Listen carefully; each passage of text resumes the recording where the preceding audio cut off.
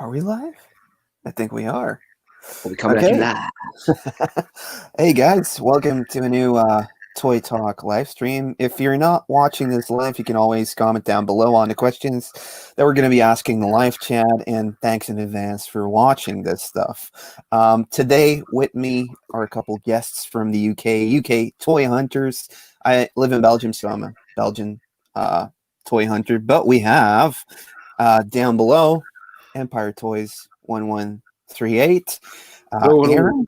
So yeah, he does some great toy hunts on his channel. He also does a weekly or every 2 weeks he does a live stream with the guys that are usually the same crew, including Mr. Dan Plastic, whose YouTube channel has been growing for over 400% in the first month of 2021 without any videos. What do you have to say about that, Dan? You wait, mate. You wait till there's content on it. Cool. It's gonna. I'll be in the double figures of subscribers as soon as I put something on there, or I lose everyone. Either or, anything could happen. There is a rumor. I've seen it on a few things going around that he's the hottest YouTube channel of 21. Yeah, is that right? Yeah. It's the numbers don't lie. You're out there, mate. You're out there. Unfortunately, today we're missing Andy from Andy's Toys and Models.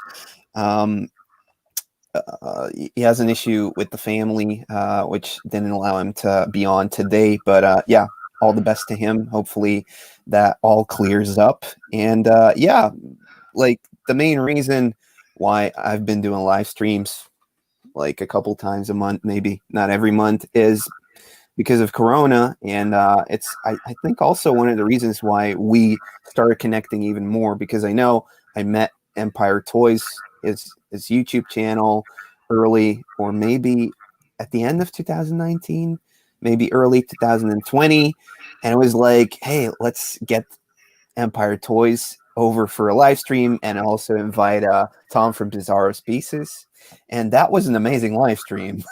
So I had to get you back on, and this time include all of the guys from Toy Division live chat or Toy Talk. That's what you guys do. So all of the guys, their YouTube channel links are down below in the pinned comment. And yeah, go subscribe to all of these guys. They're amazing. But yeah, my first question to you guys is the Toy Division Facebook group. I was watching your videos, Aaron, and you realize, like, you know, hop into the Facebook group. It's awesome, and it is awesome. I joined, I think, about 2 or 3 weeks later. I popped a message like, hey, I'm Ed. I also have a YouTube channel, and I enjoy collecting, and it's just been fun from there. So how did it come about? Because you are the guys that, you know, made it happen, that Facebook group for toys. How did that come about, Aaron? Basically, when we shows, when we do toy fairs and everything and sell at shows, me, Dan, and Andy would always. So we sort of, I think it was Dan came up with the toy. It was, yeah, due to my love of the band Joy Division. Yeah. And hilarious play on words, if no one got that. But yeah, so it is. I am aware there is a band called Joy Division. That's why it's called Toy Division. Yeah. But we sort of like jokingly said, so we like the Toy Division. When we all three of us together, we like the Toy Division and everything. And then Andy had someone at work who was could do like computer logos and stuff and everything. And one day he just popped in and said, I've done us a logo, and he's done the Toy Division logo. Yeah, which is the t-shirt that you're wearing now, which you can order through Redbubble on the Facebook group if you join it. So basically, yeah, he did that. We all had like a laugh with it. There's a logo that sort of represents each what we collect on there. And then I think, I can't remember if it was someone at one of the toy fairs said, you should make this into like a Facebook group. No, we decided that we were doing a video around mine, if you remember, and we were like, let's start a group. I mean, if I'm honest, it's all like a big accident. None of this was supposed to really, but like Aaron says, a bunch of us are friendly, and we kind of consider people like Tom and the Bugsy's Toy Box guys and Robbo Toys and Tats and Toys Rob. All these people were kind of part of it because they're just pals of ours. And so me and Andy's quite, well, he's not lazy. I'm lazy and I'm stupid. So and Aaron has all the talent with regards to making stuff. So we left it in his hands to create the the platforms. And so and obviously, like I've seen it. We're in a lot of groups. We sort of loosely based it. I like the way the Toy Syndicate over in America was doing it. Yeah, having a load of people that were part of this bigger group that was sort of then all sort of their own identities, but they had this one big group they all sort of spoke on and everything. And so I thought that was a great idea. So we thought we'll try and sort of incorporate that. We don't sell on it. That's the one like golden rule that we sort of really stick to is no, because it becomes a minefield when you've got to deal with people selling stuff on it. But yeah, that was like noticed, one of the things I noticed. Like, oh, you're not supposed to sell stuff on there because it's one of like the tipping points for most groups, like where you just get flooded with stuff that nobody replies on any DMs for. If somebody said like, oh, I'm looking for this piece, and someone else said I've got it, then we're more than happy for people to sort each other out and buy things. I think the main thing is we don't want to get involved with any of it because it becomes like a real chore. If I bought this and they didn't send it, like and B, like Aaron says, there's so many other groups that are purely for that, and that's great, and that's what they're for, yeah. And is it possible to put the sound that's coming out of your laptop a bit lower? Because I think you're the one creating the echo. Yeah. Is that any better? Any better? Any better? Any better? Testing. Testing. Yeah, it's better. Yeah. Can you still hear us though? Just about. We're good. We're good. Okay, awesome. Yeah, I think it's gone now, right? So yeah, you were saying. I was saying about echoey. Sorry, Aaron. Continue, my friend. So yeah, and another thing I noticed, there was a lot of groups over here in the UK, especially that were toy groups, but every time like YouTubers were posting in it, they were getting like, oh, we don't want to see this, oh, we don't care about this sort of stuff and everything, and it was just like, it doesn't matter if you don't care about it, but like there might be 4 or 5 people in this group that's like, I don't know, well into battle beasts, so they do want to see that video. So we thought one of the things we did is not only our own sort of personal pages, would open it up so everyone who's got like YouTubes, who's got these sort of stuff, can share it freely. And all we ever asked really is that if you are sharing it, you just shout it out. You know what I mean? So yeah, if you want to use our platform, you just a little kind of shout out to it to get more people involved, really. Yeah. So it's good. I think there's only 500 people in it now, which is crazy. Which is 100 more people than follow me on Instagram, which is a real slap in the face, I've got to say, Aaron. You need to pump those numbers. They're rookie numbers. So yeah, everyone followed Dan on Instagram. This is like, again, the hottest Instagram page of 21. So hot right now. It's such a hot potato. You'll get at least one. You'll get one picture a day for the whole year. That's what I'm committing to. Yeah, I was like, he's actually posting every day. Yeah. It's crazy. So much productivity. So we have the usual suspects in the chat.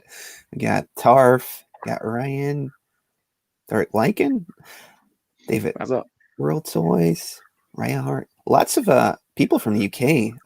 So yeah, let us know where you're from.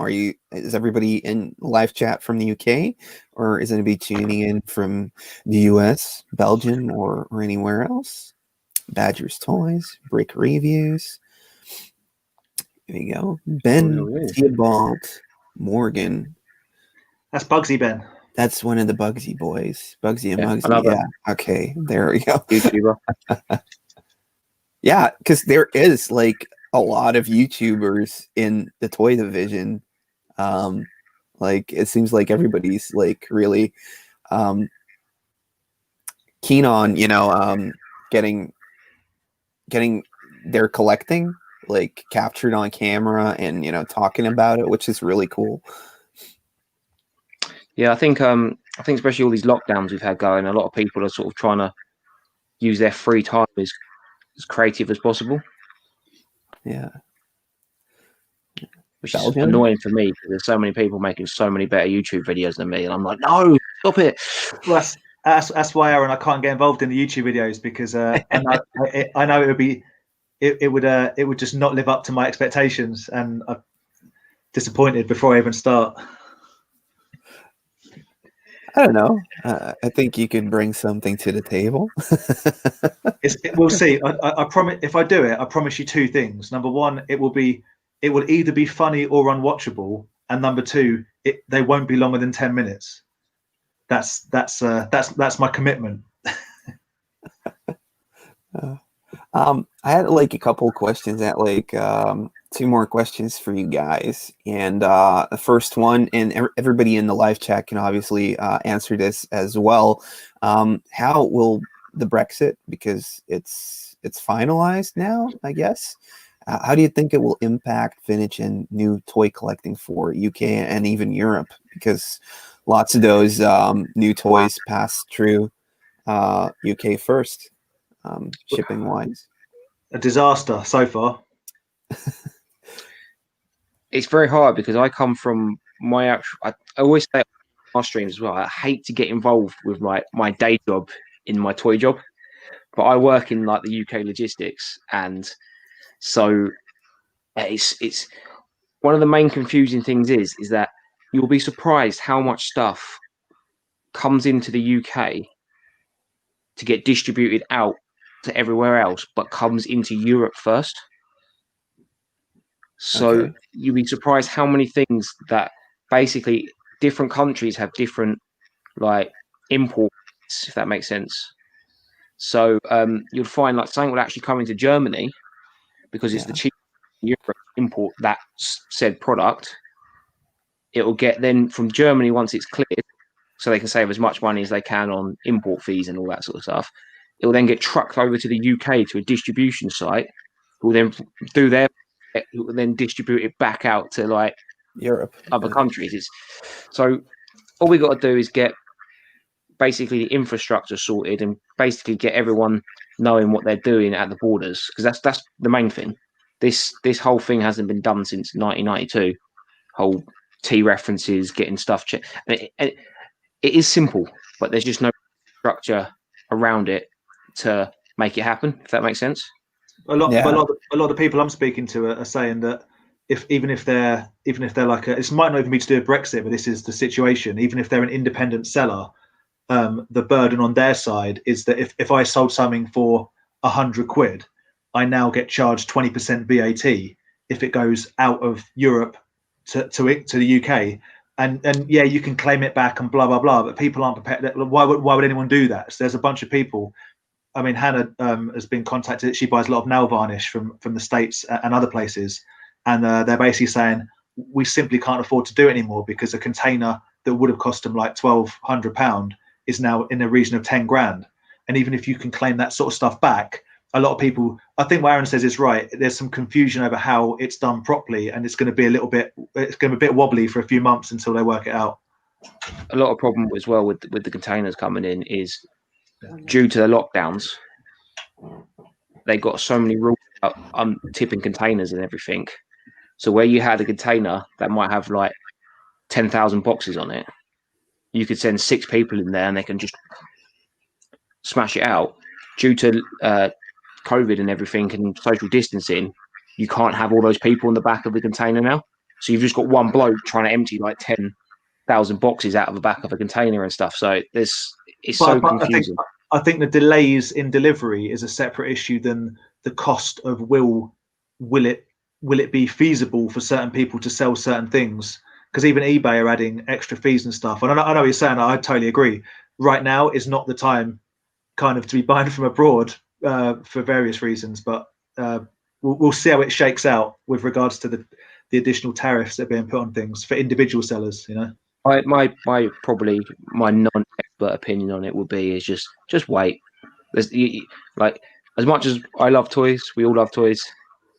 You don't need to rush out and buy anything straight away.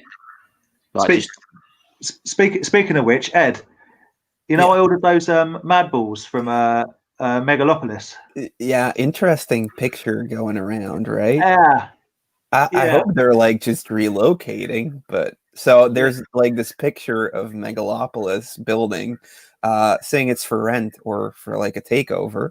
Okay, well, I've not seen that picture. I've seen Ben from Bugsy sent me a picture of their website, which says like this is temporarily unavailable.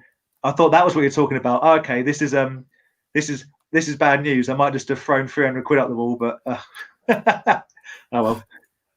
Yeah. So yeah, we both ordered the new Mad Balls from that one, and like once I did that, everybody was like, yeah. Like often they can't be trusted, and then there's like lots of people. Oh, I ordered like 5 things there last year. It's all good, and now like one of my buddies, he sent me like a picture of their building up for sale or for rent, and it's like, yeah. There was a minor red flag when I ordered them, and they charged me immediately because most places would charge you upon shipping. They just were like, they took all the money straight away, and I was like, okay. Yeah, it's like Rice Toys and stuff. Like they don't have like the best feedback, but then there's like people commenting that they did get it right. And my buddy who also ordered them and sent me the picture, he has had some good experiences with it as well. So it did show up, but it's just like a picture, so there's no story behind it yet, except speculation of, oh, did they like file bankruptcy or anything? You know, we don't know yet, but yeah. Well, what Rye's saying, I agree, mate. I was thinking the same thing, but I don't know how one would do that. Bear in mind that their website appears to be completely shut down for the moment, so I'm just going to wait and see. I saw a few people on the sort of the American groups that were saying they actually went through their bank to get money back out off them. Like they went down the route. I paid by a credit card, so I'd be covered. I'm not being flippant about money. If I lose it, I lose it. I paid for it so long ago that it's like it is what it is at this point. We'll see what happens, I guess. And I don't think they were supposed to be due out till like March, April. So yeah, that's what I was thinking. Like they really don't keep you up to date on anything. No. Like there's no customer journey involved in this whole concept. They just threw out like, hey, there's even more Mad Balls you can order, and you know, have to pay tax. They were happy to get my email address because I seem to get an email every day at one point about some new product and then it stopped, obviously. So yeah, I think like they went overboard with like because the Barnyard Commandos they were doing. They did like actual commercials for that on YouTube, and like I guess paid a lot because they saw it all the time. And then they were supposed to have the Battletoads stuff out up for pre-order in December, but we haven't seen anything. Did they do Earthworm Jim in the end, or was that just a maybe as well? I had Earthworm Jim. Like, I think like the Barnyard Commandos perhaps didn't like bring in enough pre-orders as they would have liked, but can't be sure. Well, they maybe should have picked. They should have picked a line that wasn't rubbish. It might have done. yeah. Jokes. Ooh, taking a stab at Megalopolis. Wasn't like Pit Dan like doing stuff like promoting it all and everything? Yeah. I hope like it does end up coming here, and like they have had issues with like shipping stuff out and like really delaying stuff, but yeah, I mean, yeah. Again, they could be like it all works out, or we at least get to know why it's not. Yeah. It'd be nice to know, right, one way or the other. And I particularly am laughing because it's the only thing I've got on pre-order, and if it does turn up, I got a feeling I'm going to get utterly stung with import charges. So we'll see. Yeah, that's like the thing I was saying. Like, well, at least I won't have to pay import on that. So. You know what? The bright side of things. Ed, this is how utterly childish I am. I'm like, you know what? that's fine. As long as no one can own them. If they don't exist, I'm totally fine with that. But what I don't want to do is miss out. I don't want to be the one dude that hasn't got them. Yeah, I don't know if you saw, is it Toy Snobs, what they're called? They did like a Skeleturtle thing, and I tried ordering it, it was USA only. So I'm like, really? I don't mind paying $40 for shipping. I want that turtle, you know? I ordered a t-shirt from Toy Snobs. Yeah. And that was the Street Sharks t-shirt that I've got. Okay. Yeah. Started off at like $20. By the time I added like 75. UK shipping, it went to like $40. And then by the time it like came, I got my tax and all that sort of stuff added to it as well. I got hit by like nearly 50 UK pound on it. So at this point, Aaron, you could have literally printed your own one, and made about 10 of them. I could have copied his printing, paid for the legal rights to protect it, and that would have still been cheaper than buying his t-shirt and bringing it over.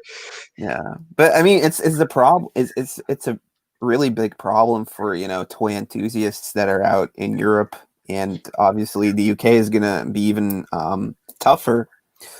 Well, with Brexit, definitely now, before they get like everything sorted out. Obviously, COVID isn't helping. With delay times and everything, but yeah. Do you like often also buy your vintage stuff coming from elsewhere, or is that something you just get from whatever is available within the UK? I used to buy before Brexit, when Brexit went through, when the pound was like $1.70, nearly $2. So £1 was nearly $2. I used to order a lot in because of the exchange rate and everything, even with the shipping. And that was as before. What they did in the UK was that it used to be, if your box of figures was £100, yeah, they used to just charge you the import fees on that £100. But obviously, what they were finding was people were going, well, just put down on the thing that it's only worth £20. So what they did was that they then said, no, it's that £100 of what you paid for the product plus the shipping. Okay. So all of a sudden, if you're paying like an extra 20 to get it shipped over, it added to the price thing to basically so they can make more money. And then when the pound dropped against the dollar and it's now like 130, where was it £1 to $130 or something now? Yeah, it's just not worth it anymore. But like I look back and I remember we used to get boxes in huge boxes, like Toy Biz, like stuff and all that. But I used to order not so much vintage, but I used to order like Hot Toys and Sideshow straight from the companies to like guarantee I got the exclusive ones or whatever. And then particularly irritating on when I ordered the Beetlejuice from Sideshow, and it's the Beetlejuice, and you also get his gravestone as a separate thing. And I ordered them together. I paid for them together. They got shipped out a week apart from each other, and I had to pay an extra £50 on that, and then an extra £50 again on two different deliveries. And I was so angry, I almost punched myself in the face. And that was the last time I went, you know what? If I don't get the exclusive, I can live with that, because when you add it all up, it's like 40% markup on I'd rather let a big dealership buy them in. So I'm looking for I'm going to buy the Clone Wars Ahsoka Hot Toys figure, I think. And I see that Nerd Toys are saying they're going to get it in. And if they get it in, it's £280. But if I buy it direct from wherever, it's £280, probably plus another 90 quid in various things. So yeah, I steer clear of it as much as possible. Although there's a Dino Riders T-Rex bit that I can only find in America, Ed. Oh. I think I saw like lots of bits of Dino Riders in like a listing today. I'll check it out. Which one do you need? I need looking at it. I need the right side flap that goes down on top of one of the gunners. Okay. Oh yeah. Well, I'll see if it's in there, because I was thinking like, well, I can just buy that lot and go from there.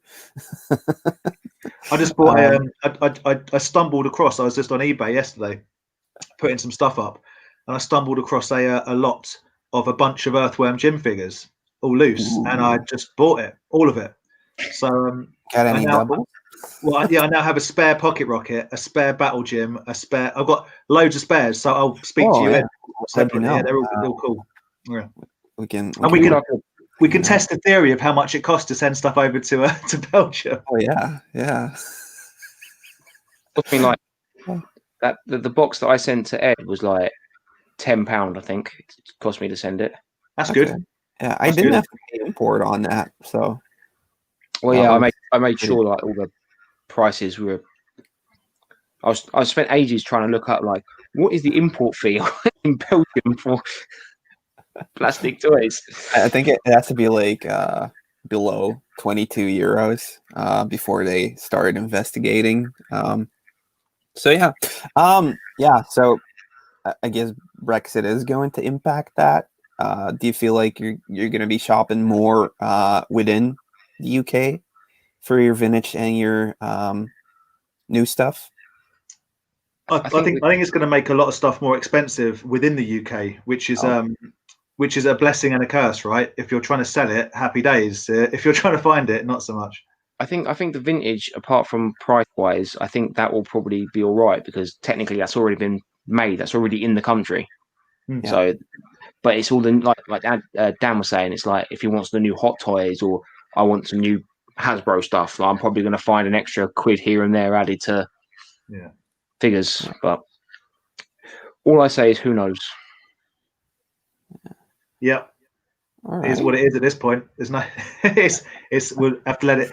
Everything's going to change when the COVID situation is under control, and maybe they can get some better paperwork in place. Let's put it that way.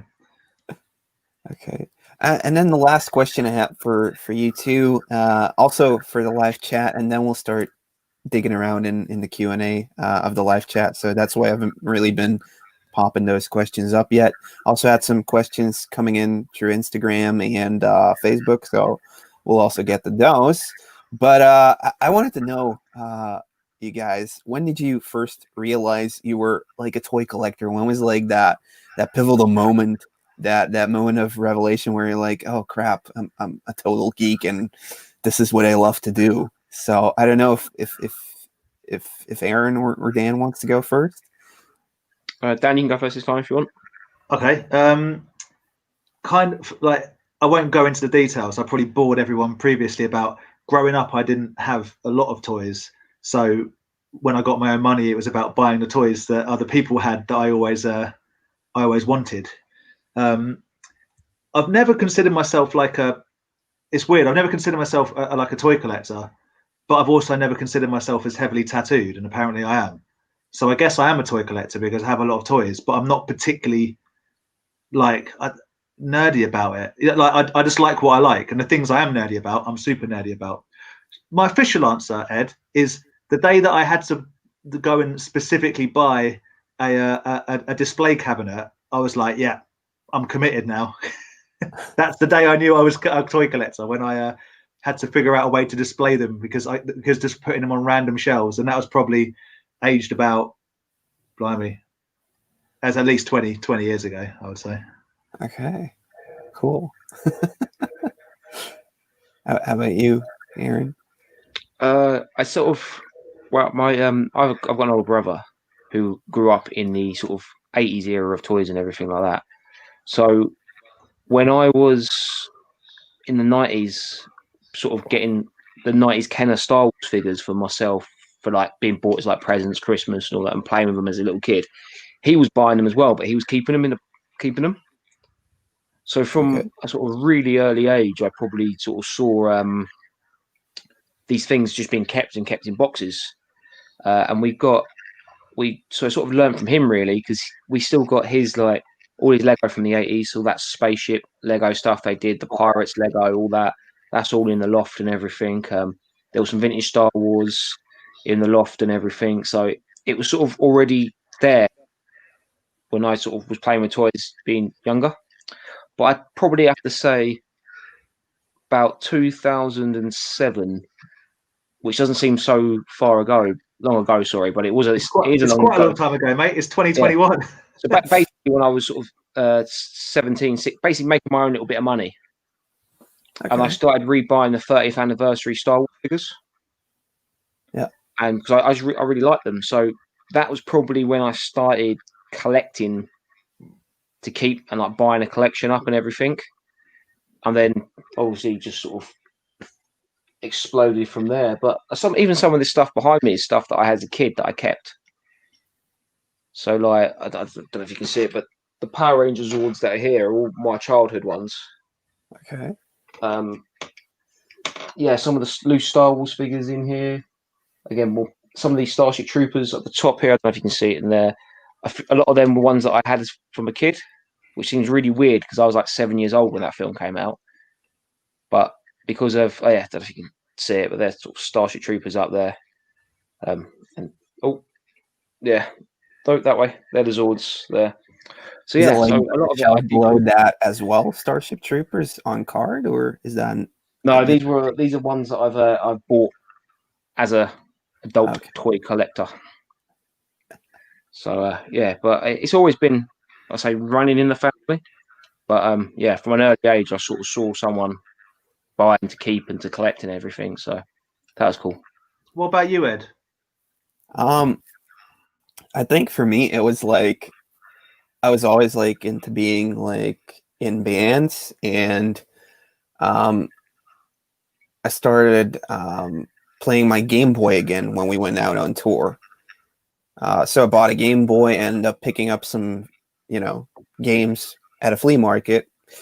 And then all of a sudden I had like this thing in my head, like I'm going to buy every Nintendo system and buy like the Mario that came out for it. So that was like my first goal. Okay, I'm going to go and do that. And then along the way, I started picking up Turtle stuff. It's like, this is cool. I'll pick it up. And then it came to me as a shock where I was like, oh my God, I spent like 60 euros this weekend going to flea markets and buying stuff. So I quit for like 8 months. And it was really like a shock to me. Like, what? I spent like my whole week's budget on, just buying stupid old game stuff. This was like, I guess, 2008, 2009-ish, something like that. But then like a year later, I was just going out every weekend. And then it was like just full on every weekend coming home with bags filled with just retro stuff. So then it was like, well, I started buying boxes to put them in. And I guess from that moment on, it was like just all of my free time was going into like learning about it, trying to figure out what are other cool games I need to buy for my collection. And then it was like a collection. So that's when it hit me like, okay, I'm geeky, but I like this. So, It's funny, off if you don't like it, I mean, everybody in the band was like, oh, it's cool, like we like games too. So yeah, so it's funny, isn't it, Ed? Me, Aaron, and Andy have a theory, and there's always a tipping point. So if you go into someone's house and there's wine bottles everywhere, then they've got a drinking problem. But if there's wine bottles in wine racks, they're a wine connoisseur. Ooh. If you go into someone's house and there's the level of stuff that we've got behind us and it's everywhere, you're a hoarder. You need to sort it out.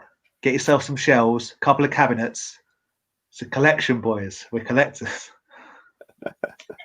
That's it. As long as you're, whatever you've got is on a detail for what they're called, or on you're a collector. That's it. So when it starts edging on the floor, that's when you start. You got problems.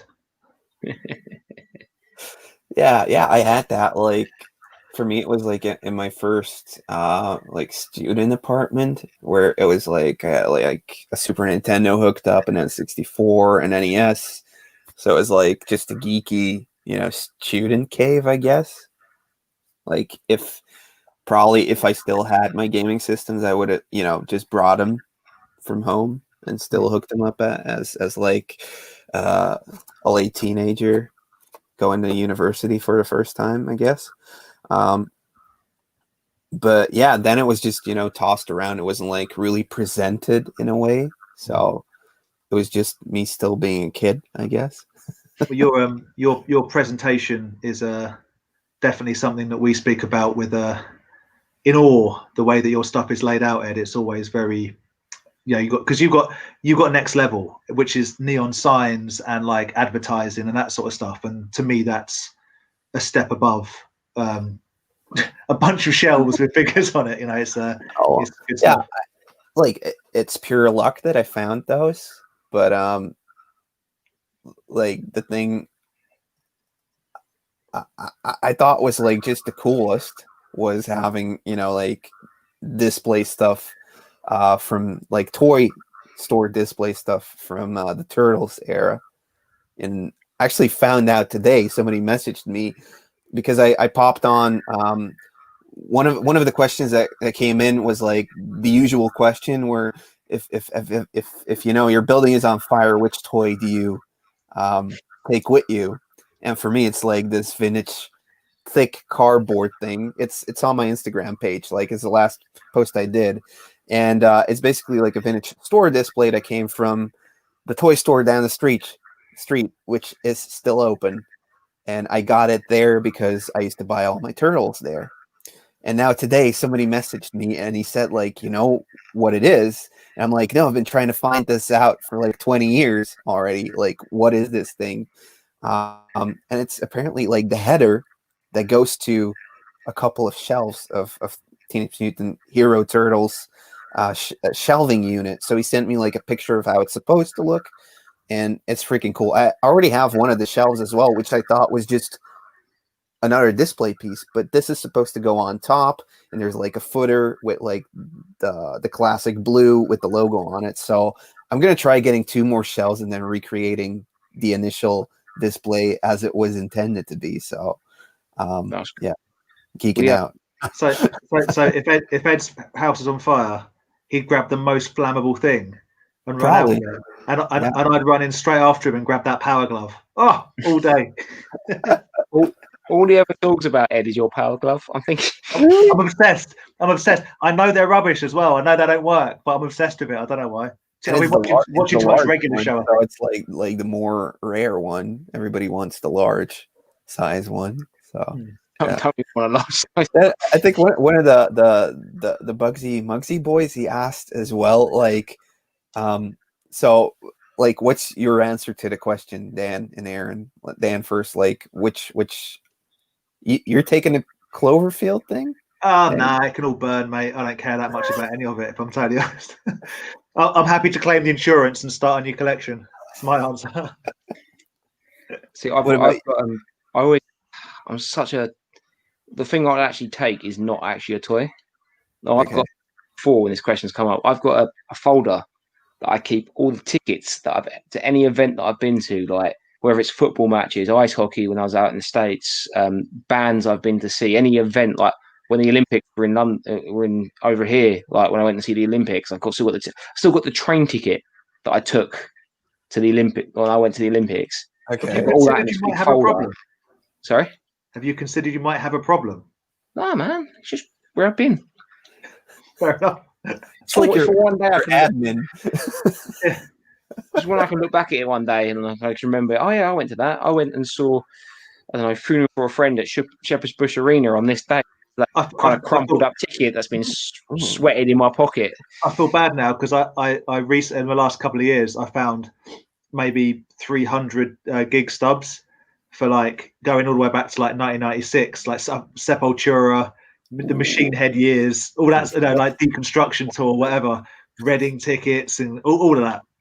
And I binned every single one of them, apart from I found a Foo Fighters ticket when they played in '99, and on the back of it, I got it signed by Dave Grohl and Pat Smear, and I love Pat Smear, so I kept that one. I think that's the only ticket stub I've got from all the gigs I've been to. I was like, but I'm not, Aaron, I'm not a sentimental guy. I'm not a very sentimental man. So when I was putting it together, I found my Download Festival ticket, and there's no currency. That you have to buy like tokens to buy beer. And I found like 20 quid for these tokens just in this like folder. I was like, 20 quid worth of tokens are just useless now. I have like so many so many tokens from like gigs all over the years. Like Wristbands. we would keep no, I mean like drinking tickets. Yeah. It's like I've I just keep them because you never know. Like, oh, this works here. Here you go. To be fair, Aaron, I do keep. I did keep my like any laminates or backstage passes and stuff I got from when I played shows. They mean more to me than gigs I've seen for some reason. But yeah, so I've got like a little collection of, you know, when the Astoria was a thing and I played there, and Highbury Garage and that sort of stuff. Astoria? Awesome. Let me qualify that. I played the LA2, so I played under the Astoria, which I thought was a better venue. But I'm bound to say that because it held about a quarter of the amount of people. I saw Less Than Jake played there. I think it was like in the basement type of thing. Yeah, it was a really, really good venue, genuinely, and like the Underworld in Camden, and I was the king of playing mid-sized venues. Like I never got as big as Brixton Academy or the Astoria, but LA2, the Garage, Underworld, that sort of stuff. We played the Underworld. We played the Borderline. Borderline, yeah. That's a cool venue. Played that, yeah. We played the Islington O2 Academy once. Yeah, played that. Like, yeah, pretty awesome. But yeah, apart from that, we're not talking toys anymore. Depressing. We're never going to play music again, guys. The world's plagued now. We're only going to play toys anymore. That's all right. All right. We'll do a virtual band. It'll be fun. Okay.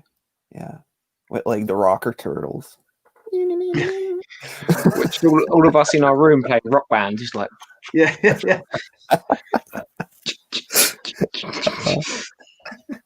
You know what? On that, Aaron, you play drums. As a drummer myself, Ed, is it the same for guitar and whatnot?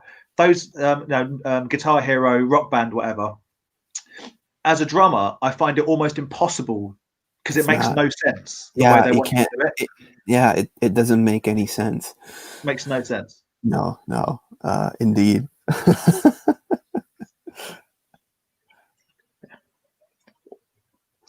Here we go. MCT Dog says, when I thought the Randy Travis fig that Narc got was cool is when I knew chapter 2 of my collecting life started. It's beautiful. Beautiful. That's it. When you see some really obscure, I mean, like, I think I might have leveled up a bit. Like Ed will send me a link to someone recently made a Lovecraft Cthulhu combo with the Turtles figure, and I'm like, well, I need that in my life. Well, hello there. Oh man, speaking to me. Yeah.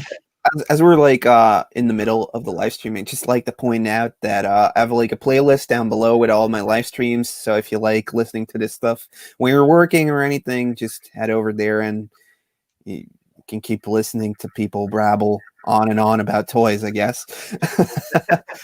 Also like to point out that next time, somewhere in February, I'm going to do another live stream, this time with Chris Fawcett, the writer of Rat Plastic. The book about the history of Teenage Mutant Ninja Turtle toys. So he has like a huge collection of prototypes. I think Tarf was asking it a little bit earlier.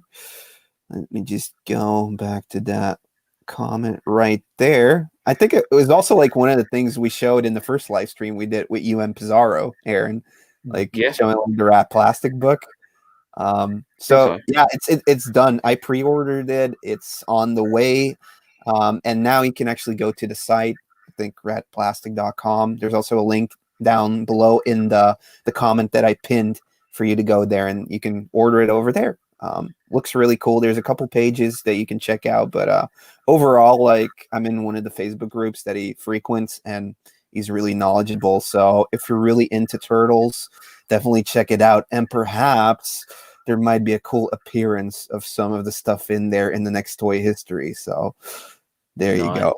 Yeah, live streams and stuff. And yeah, let's do some Q&A stuff, guys. So perhaps if you already dropped a comment with a question, do it once again, because otherwise I'm gonna have to like back it up. Ed, after this one, you've got to answer Ryan's question about your Coleco video, because he's asked about 3 times and we've managed to miss it. Coleco video? I don't even have a ColecoVision. Why would I do a video on it? I thought, did you not do a video about Coleco toys? Was that? Oh yeah, I was gonna do a video about Coleco, like the company creating the toys for like Rambo and Sectars and stuff like that. It's still on like the list to do of like as a concept for toy history, but there's a couple other concepts that are like I write it out, and once I have the script done, I start filming. Like today, I'm finally done with this new toy history I've been trying to work on for 3 weeks. 3 weeks? I really have to learn that TH sound. 3. Yeah, it's quite weird because when I try to talk, British, it comes out naturally. But when I do like the American thing, it doesn't work. I'm like European all of a sudden. I always thought if we were able to do like cosplay, like dressing up for a Comic-Con or something, it'd be funny if a bunch of us got together and did the Coleco Rambo Forces of Freedom, just as many weapons as you can fit on you. As long as I'm the guy who's got the crotch gun. You're the guy with the crotch gun. I'll be the guy with the helmet with guns on it, just walking into walls and whatever. Turbo. I would think you'd go as a Rio Blast, but yeah. Oh man, don't even tease me like that. What? You know how I feel about Rio Blast. Love that, man. Anyway, I've seen this guy wear shorts. Those knees can't take those Rio Blast knee guns. my noodle legs. You can draw like muscles on your body with like magic marker. I'll get it wrong. There'll be no guns, but I'll draw big moustaches on my knees, a big moustache on my. Yeah. Awesome. So Retro Ryan asks, are you going to pre-order the Mutant Module and the Turtle Van 6-packs? I don't know if you guys saw this. They're just re-releasing the same toys they've done for the past 10 years. I remember going to Canada for the first time in like 8 years, and there they were, Toys R Us exclusive, like just the same molds once again, and it's happened for like already 5 times in the last 10 years. So once again, I mean, it's a cool box, but it's the same figures you already have. Why it seems really weird to me about it because it's also it's like the Mutant Module, and the other one is like the sewer play set, but it holds the 6 main characters of the good and the bad guys in there. But what I don't get is that pretty much every turtle collector has those figures. Like, yeah, why don't they just release Hotspot and then all these toys that nobody has? What's it when He-Man they re-released the figures they're releasing now, and they brought out the re-release Scareglow. Yeah. That's rare. That's a rare figure for a He-Man collector, and that's people going to buy it because they want it in their collection. Like, they don't like care that a little bit altered though. Like the origins is what you're referring to. Yeah. It's not the same thing. This is the exact same mold. Nothing has changed except for a little bit of the paint. So Pixel Dan has all of them. So he's already done videos, at least on the Party Wagon one. As you can see, like the Splinter has a different painting scheme. But it's just like, well, you already released the 4 main like put out the Storage Cell ones, or put out Universal Monster ones. Again, obviously, like licensing will mess that up, but it's frustrating. There's like they started re-releasing those molds 5 years in the Playmates run, like in 1993. There was like the 5th anniversary turtles, and you get like a 4-pack with all 4 of them in there. So, and then in '98 they did it again, like re-release almost everything. We spoke about this on Wednesday, I think. Like it's I'm not a big fan. I think if you're going to make toys, make them different, make new versions. If you're going to re-release stuff, like you say, make it a slightly like Aaron said about Scareglow, a tweaked version of something people haven't got. But as soon as you start doing absolute reproductions, it just devalues the entire process, in my opinion. Anyway, does come in a cool box though. It is a cool box, and they're cool figures, man. I'm not dismissing them. I just think like it's somewhat a slap in the face to the people that have spent a lot of time and money kind of either keeping or finding the originals. I'm more into like the lunchbox cooler than I'm into that stuff. I don't know if you saw the lunchbox cooler with like the vintage artwork on there, turtles. That thing is awesome. I think it's like a Target or a Walmart exclusive. But yeah. Yeah. Well, hello. Any more questions in here? Here we go. David World Toys. Question for all. Do you guys buy smoke or pet smelling items for your collection, or do you pass on them? Sometimes you don't know. Like last time I bought like a couple of Master of the Universe things and they smelled smoky. If I would have known that, I probably wouldn't, but if you clean it up and, let it dry in air, it goes away, I guess. What do you think, Dan? I wouldn't, if I was holding something in my hand at a toy fair and the stench of smoke or pets was so much that I noticed it, and I noticed it whilst at a toy fair, that would mean it would have to be double strong. I might pass on it, but I've never had an issue. I mean, like you say, if someone doesn't mention it and you end up buying it and it is, there are ways to kind of clear that up. But it's never been an issue to me that I would think about that, if I'm honest. Okay. How about you, Aaron? It depends what the product is, really. If it's something run of the mill and it's easy to pick up, then if I knew it was smoky or anything, like, you're going to tell it's from a pet. Pet smelling. I've never really had anything that was pet smelling, but I've had a few things turn up from like Evil Bay that say like smoke free, and you get it, and you like literally, it's like they put cigarettes in the pack and it like hits you. And it's yellow. It's yellow when it comes out. Like, oh. I'm a non-smoker, so I kind of feel like I smell it more. But I don't know. Maybe that's just me. But yeah, after a few washes and everything, and it does slowly start to come out and then lose that smell. But if it's something like it's really, really ultra rare that you're probably not going to get a chance of getting it again, then you've got to bite the bullet, really, don't you? Yeah. If it's like a scratch or a hot spot, you're like, maybe let that soak in. If a scratch and a hot spot turned up attached to a dog that was smoking, you'll be like, yeah, they're all that. Yeah, sure. That's like 75% off, right? All right. Nice added flavor.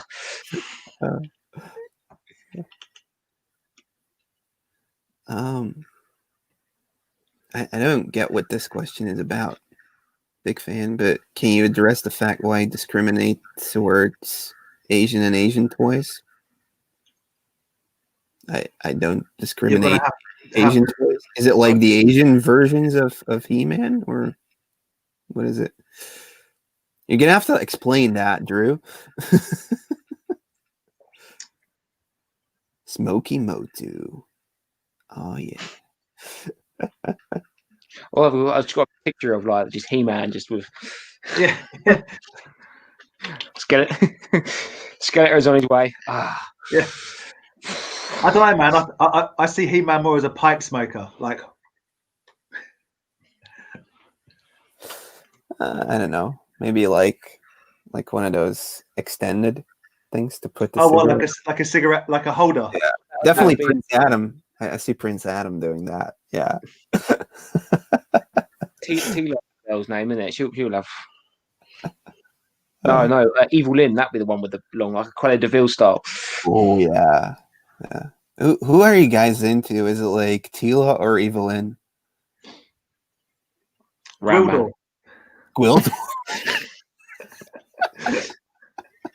Grizzlor. Furry. I've thought about it, and I'm going to go with Leech. Leech? Oh yeah. I've been to a lot of festivals. I've met Stinklaw, whatever his name. Oh, okay. I got some questions in through Instagram. One is Il Claude Art of Sewell. Hi Ed, can you tell me some good sites for buy some cool vintage stuff. And the same question came up over here. Like, what are some good UK toy stores to get your stuff at? I guess you guys probably know. Perhaps Monkey's Emporium, or is that like your stash secret where you get all your cool Madball stuff, Dan? No, always go and see Johnny at Monkeys.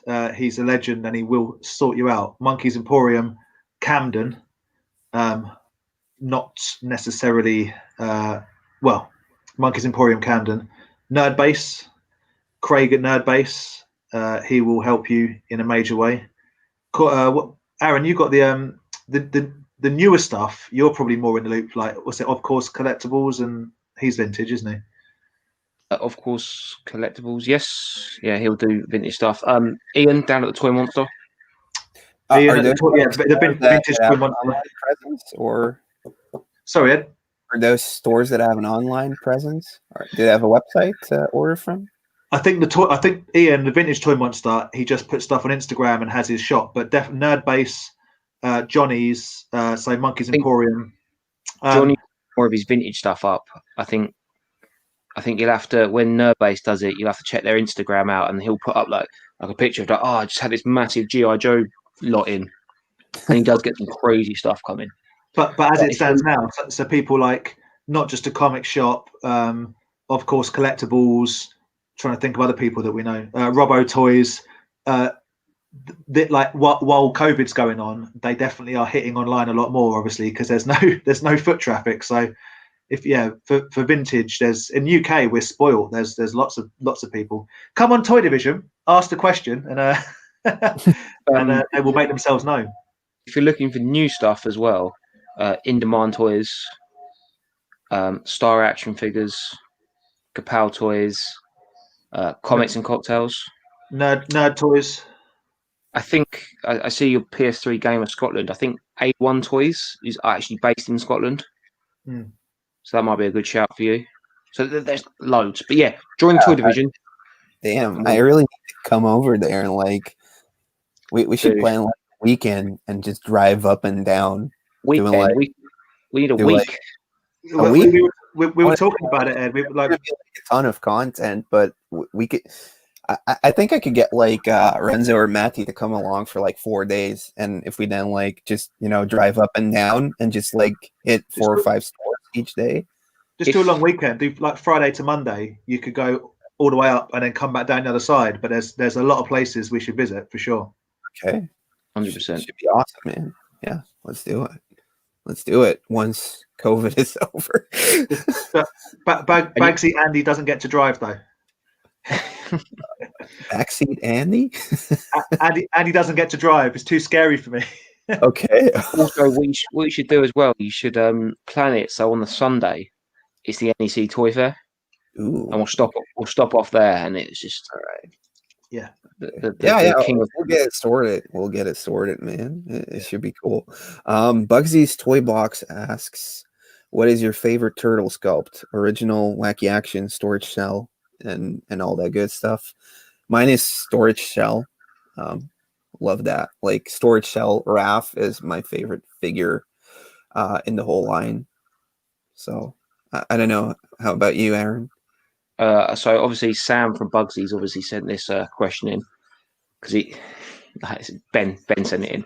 Do you know what? I've got my favorite ones, and it's like when you like a B movie and they're like it's a really bad movie but you love them.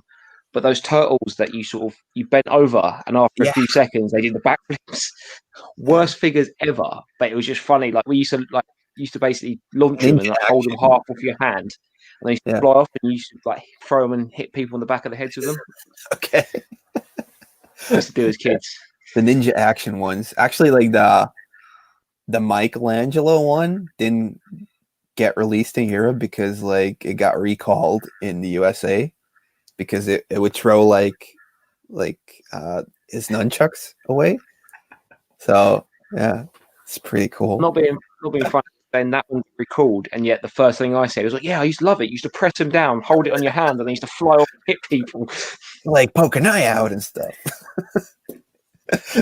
What about you, Dan? You got any favorites? From what I like the sumo ones, and Oh, yeah. and I like the is it like the sort of cavemen style ones? Yeah.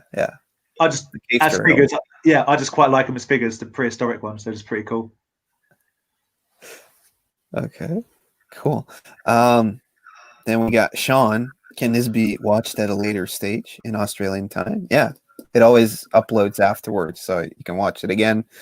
Same thing goes for the Toy Talk on Empire Toys. You can always rewatch those later. They're usually on Wednesday night, and they're awesome. I watch it. It's the main reason why I don't put out videos as often, because I'm always watching the Don't Toy blame Talk. us. All your fans are going to hate us. No.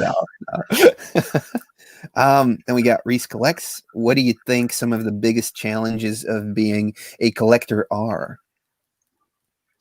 Lack of money. Lack of money. Knowing where to stop, I think, is one of my problems. Where does it end? You end up where you're at, Ed, or Aaron's friend Bobby, or our friend Bobby 80s, when you're like, okay, I'm now in the prototype phase of my collecting career, where I only collect things that there's only one of. Like, Yeah. I find that when now I'm down the merchandising range, like you've bought all the toys, prototypes are too expensive, but what you've got some advertisement. Hello.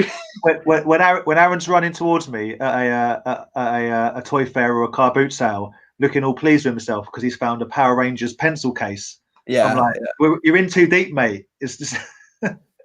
Well, it's just the next step, you know. Like you go from collecting the toys, then you collect the merchandise, and then you start getting into like the stored displays or the prototypes. Yeah. It's yeah. I think the honest answer of the problems of being a collector are space, money, and right now, if I'm totally honest, competition.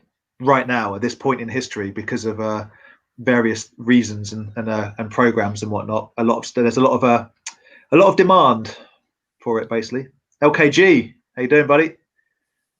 Go. Then we got EmpireToys1138 asking, what is your best find? Maybe Aaron, you go first. I That's find got to so be a much joke stuff. question. That's got to be a joke question, Aaron. I don't know. It's hard. I found some good stuff. My best find was you guys. There we go. Let's leave it. Can we leave it at that? I'm so tired of. What about you, Dan? What about you? Oh man, my best find was when I found a reason to keep living and collect toys. There we go. That's it. Yeah, we've gotten this question so often, but I'm gonna go with this story this time. I bought like a G.I. Joe pin at a flea market. Talked to the guy, and he was like, I have like a ton of G.I. Joe back at home. And I'm like, sure, yeah, I'll come and check it out. So anyway, he calls me, he says, like, I put it all out, I get over there, it's like 25 vehicles, one huge play set in the box, and about 150 figures with all of the paperwork. And I ended up paying 80 euros for all of it. So Nice. that was like one of the biggest G.I. Joe scores for me. Definitely. Ed, I'm letting you know now. I'm officially in the market for a Cobra Terradrome. I decided yesterday. So you can have something to complement that Dino Riders T-Rex? Basically, yeah. I promised myself I wouldn't get any more big stuff because I haven't got anywhere to put it, but I want a Terradrome. And I'm going to have to sell something big to make the space for it, but I'm all right with that. Like a T-Rex? Dino Riders T-Rex? I've only had that for a couple of weeks, so. Yeah, but by the time you get the Terradrome, we're going to be 3 months in. So well, I'm just looking down here.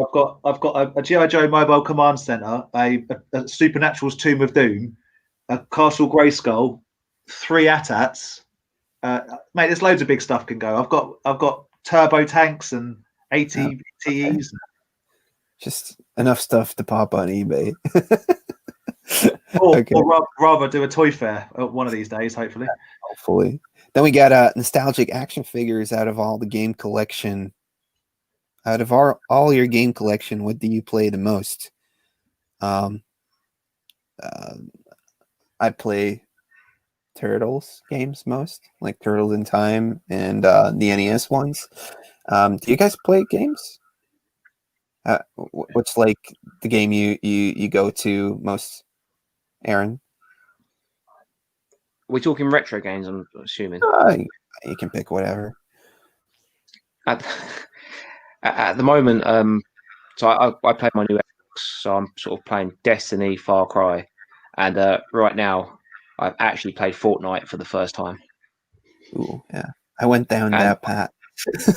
I was really, really impressed with myself because I won my first ever match and my first game. And I was so impressed until Vic said to me, "You do know you're level 1 and you're playing against 10-year-olds." I was like, "Oh." And you went, yes. Yeah, I was like, yes. Bow down. Yeah, no, I tend to play more modern games. If there was a retro game that I would go back on, it's probably going to be the Tony Hawk series. I love those games. So, yeah. Dan, how about you? Well, if I ever play my Super Nintendo or my Mega Drive, so like Streets of Rage, any version of Donkey Kong Country, even the new ones like Tropical Freeze on the Switch, we play a bit of Switch. But every single here's a little known fact, Ed. Every single night I play my favorite console, which is a Game Boy Advance SP flip top, and I play my WarioWare game, Dr. Wario, and I have to get a certain amount of points or I can't sleep. There we go. That's a little known fact about me. It's like Tetris, but I'm the king of Tetris, Ed. One day we'll play together. I'm the king of Tetris. Okay. Yeah. Okay. Yeah.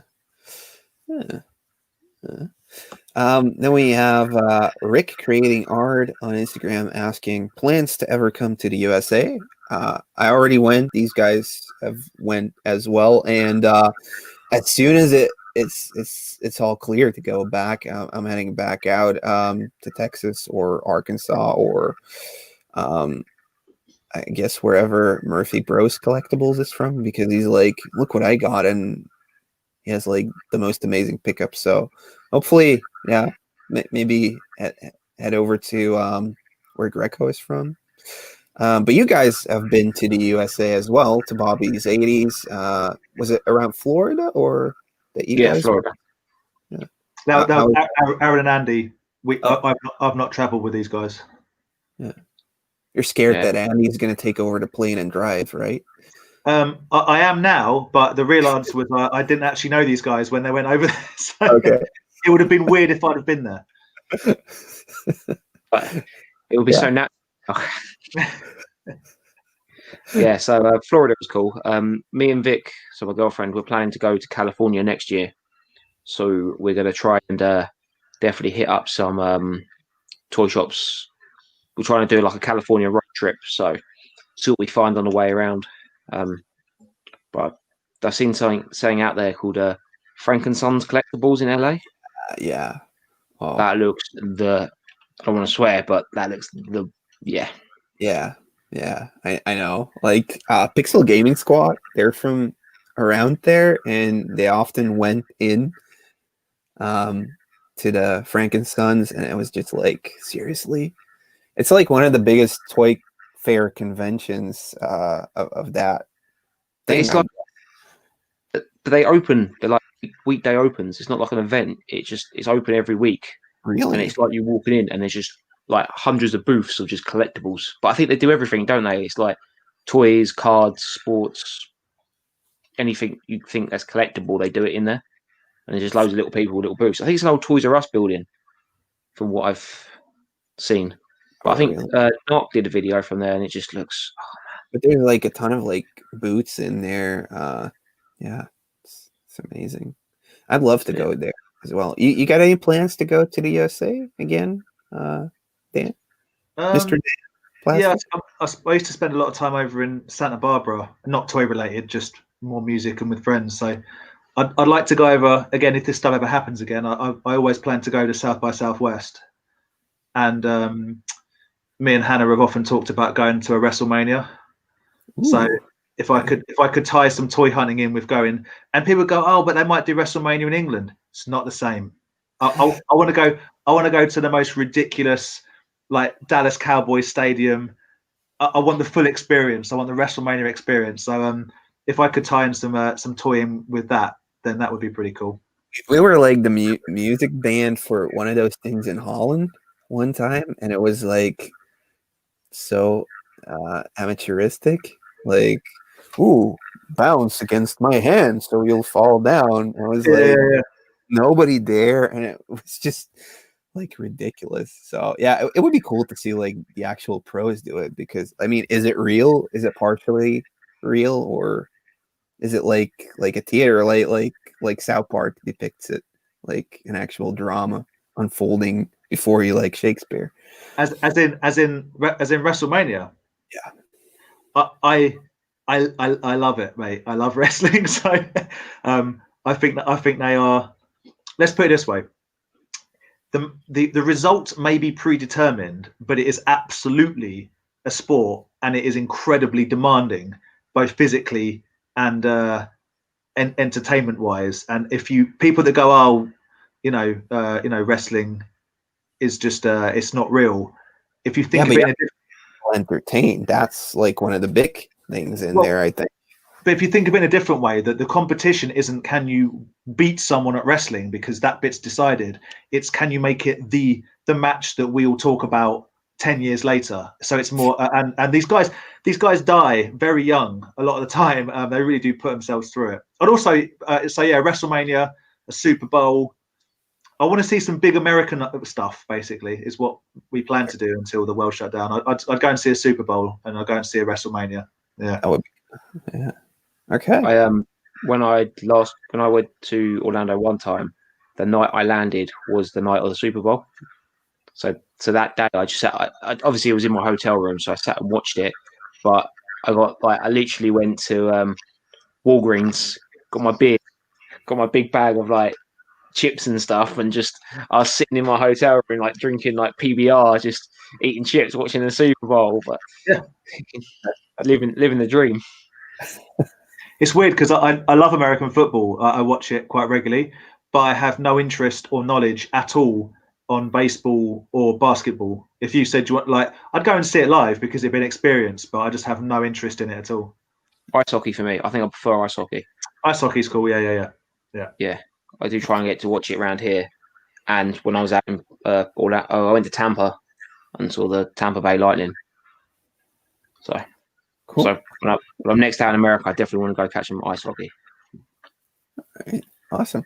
Then from the live chat, we got Ryan Long. Do you have any Gundam or Godzilla figures, or are those franchises not shown in the UK or Belgium? Gundam, I haven't really seen any toys. I like Godzilla, it's everywhere. Like, yeah, no problem there, I think. But Gundam, I did see back in the day, like the cartoons, but I don't know if any toys made it over here. How about you guys, Dan? Yeah, I've got a bunch of Godzilla bits and pieces, but I don't really have any interest in Gundam, but I have loads of little Gundam toys. You know, like the little mini one. I say, little mini ones. It was me and you, Aaron. We found a big box of them. A car boot sale, and they're pretty cool. Our friend Leo builds the big Gundam figures. I know it's not Gundam, but I'm more interested, or was until I gave them to my friend, in Neon Genesis Evangelion, which isn't the same thing, but it's kind of the same. I can't get to them because they're up there, but yeah. So I do have Gundam figures, various ones. All right. They're just up there. I can't bother to get them. I'll get one. Hold on. Like this sort of thing. This little one. So this little. Yeah, it looks cool. But like you can get really big, yeah. much detailed, and like my friend builds them, but I just have little ones. Awesome. How about you, Aaron? You got any Godzilla or Gundam? So I got some Gundam, so I did enjoy watching it. So the same little thing that Dan showed, there's my one. Awesome. And then I've got a load of these figures, yeah. which so they're like that. I just like how that looks more like the cartoon I watched. Yeah, that again, that's like what I. The other thing you guys showed looked like the way it's depicted on the Japanese Game Boy games. I think these ones are like it's just the style of the figure. Yeah. Like that's like you can get other little characters, and they're all kind of like this sort of small, pudgy and stuff like that. But yeah, Godzilla. I did used to have some of the '90s from the American film Godzilla stuff, which were just decimated because I played the hell out of it. I really want to get like the 18-inch Ultimate Godzilla from the '90s film, but it's yeah. so 1998 with Nacho Broderick. yeah, because I remember watching the cartoon as well as a kid, the Godzilla cartoon. Yeah. But again, I know the film. Sorry, it's a pretty big one. That Godzilla type of thing. Yeah. I know that film in the '90s wasn't like a lot of people like didn't really like it or anything. I was like 8 years old when it came out or something silly. So like obviously big monster. Yeah.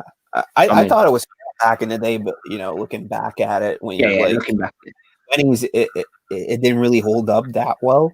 But if you're like 10 years old, it's cool. It's just like Jurassic Park, and there's eggs below.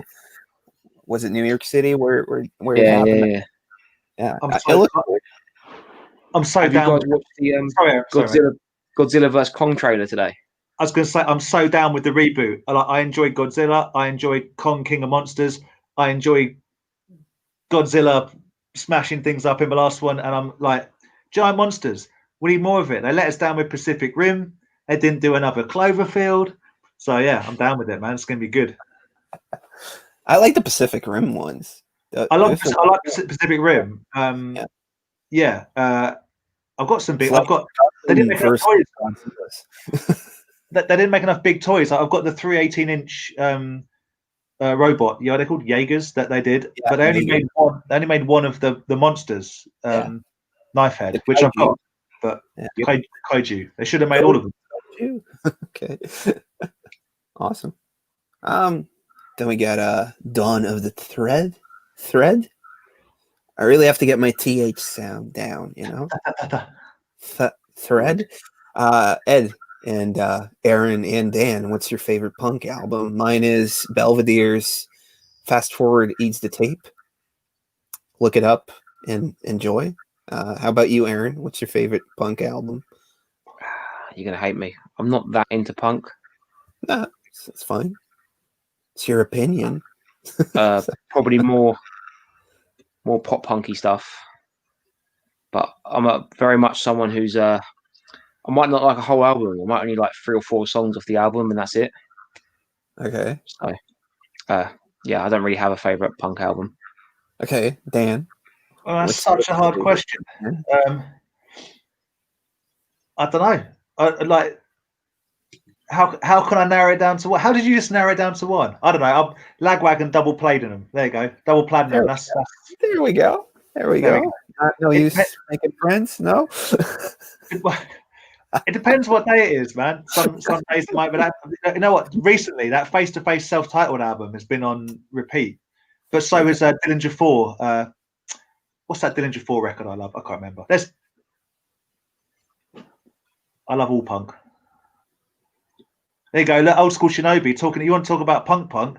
He's got Husker Du, Fugazi, loving Fugazi always. Depends what you class as punk, really. Yeah, it's true. Yeah. Jamiroquai Team Tune? Wait. Underground Network. Anti-Flag. Yeah. You must have played of Anti-Flag, Ed. Yeah. I think everybody played with Anti-Flag. They played everywhere. Yeah. They were nice to me. No, one of their songs wasn't on Rock Band, so I didn't play with them either. If it's not on Tony Hawk's, Aaron's not interested. That's my favorite punk album, Tony Hawk's Pro Skater 2. What are your favorite games and consoles that you own? I like my Virtual Boy, and I like playing Wario Land on that. Wario Land on the Game Boy is like my favorite game of all time. How about you, Dan? Probably Super Nintendo is my favorite console, and Super Bomberman. I mean, Donkey Kong. I always say the same thing. I think Donkey Kong Country is the best platform game ever made. So that's I'm sticking with that. How about you, Aaron? Obviously, I'm going to show my age here. My favorite is probably my first Xbox, and Halo. Like, I love proper, literally smashed, like ruined pads, just playing Halo. That first Halo game. Yeah. Awesome. Random question: what's your best find at a Toys R Us when it was open? We don't have Toys R Us over here in Belgium, but at least I don't know. Maybe around the airport there used to be one. But when I went to Canada, I went over there, and in clearance, I found like a re-release of the Party Wagon. The TMNT Party Wagon was around the same time Mighty Morphin Power Rangers did that thing where it was like all die cast. Was it Legacy Zords and all that stuff? But that was like really expensive in Canadian dollars. So it was like on top, it was kind of like stocked away. There was like one more. I had to like really go on my tippy toes and be like moving that box off of it. And it was like 20 Canadian dollars, which was like maybe 12 bucks back then. This was like 2011 or something. I'm not sure. Did you guys shop at Toys R Us at one point? Do you have it in the UK, or did you have we it? did. Oh, We really? did. Awesome. Yeah. What did you get there, Aaron? What was So the my favorite best thing you got? Sorry? What was the best thing you got there? When a Star Wars character came out in Black Series, Darth Revan, the first figure they had of him, like literally, it's still a lot of money. So they made him in 6-inch Black Series, and I literally went to my local Toys R Us, went to the section that had like the black, and it was nothing there. Like it was just released, and I was like, oh, typical. Like it's not here. I've driven. It was about half an hour from my house, so I was like, I've driven half an hour down the road. It's not here. So I thought, I'll just go back. So I walked and had a look at the Lego, and as I walked back up the next aisle to the exit, on this little tiny, small kind of cardboard shelving they put up, there was the new wave of Black Series, and there he was, just the one figure of him just on that side there. And I don't know why. I would literally have gone to the shop, walked out without getting it, and it was on the next aisle on this random shelf, and all because I wanted to look at the Lego. It was like a toy force, the toy gods.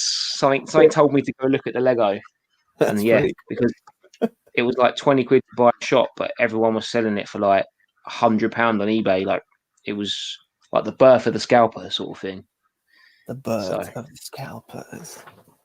Like probably that. my favorite, my best Toys R Us find. How about you, Dan? I never used to go that often because there wasn't one near me. But I remember I was on tour in 2003, and we were in Nottingham, and it was like nothing to do in the daytime. So I went in Toys R Us, and they were selling Spawn figures for like £4. So I bought about 20 of them and annoyed everyone when I obviously had to stick them in the splitter somewhere. So yeah, that was my best find because I still have most of those Spawn figures because I like Spawn figures. So yeah, it's pretty cool.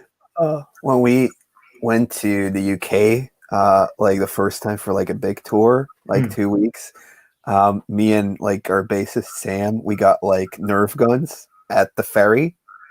Nice. And we were like just shooting each other within the van the whole time.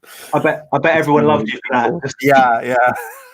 It was like our singer did all the driving because he was British, so it was like everybody just going Duke. Big Alma in the back seat. Oh man, that was good. We also got some questions in on Toy Division because I popped the question in there in the Facebook, and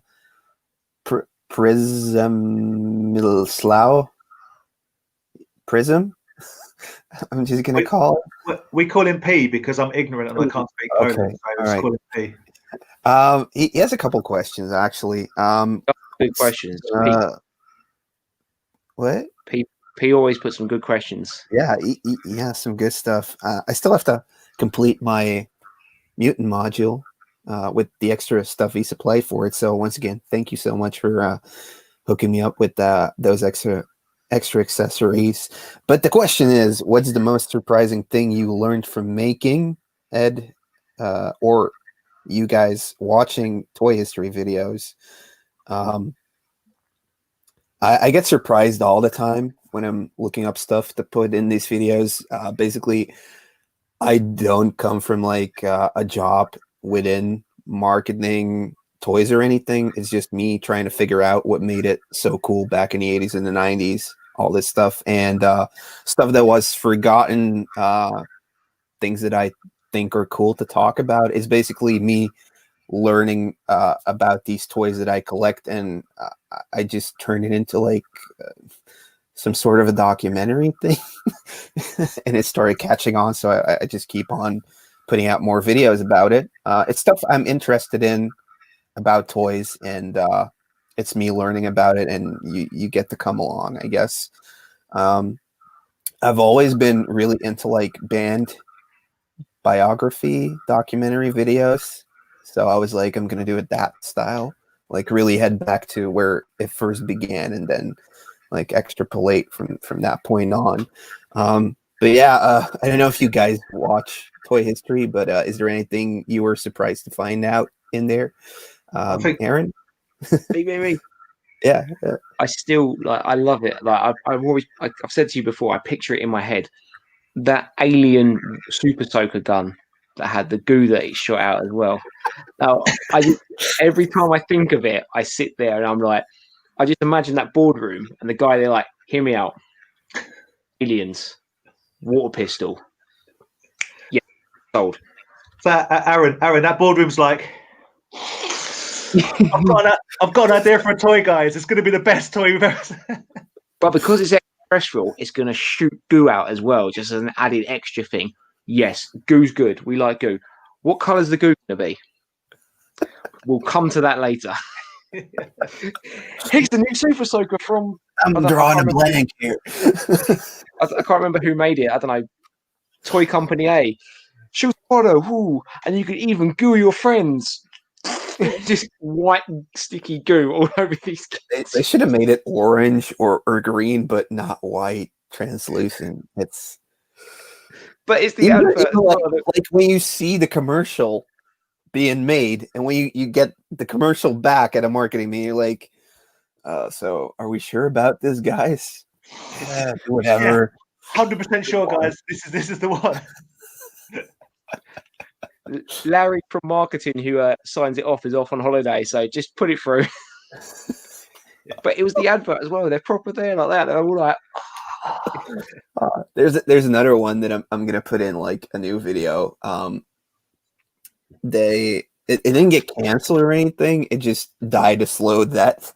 And it was like after Back to the Future, Mattel put out hoverboards, which was just like a board with like a stick to hold on to, and it didn't have any rolling mechanism. It was literally just a board with a stick to hold on to.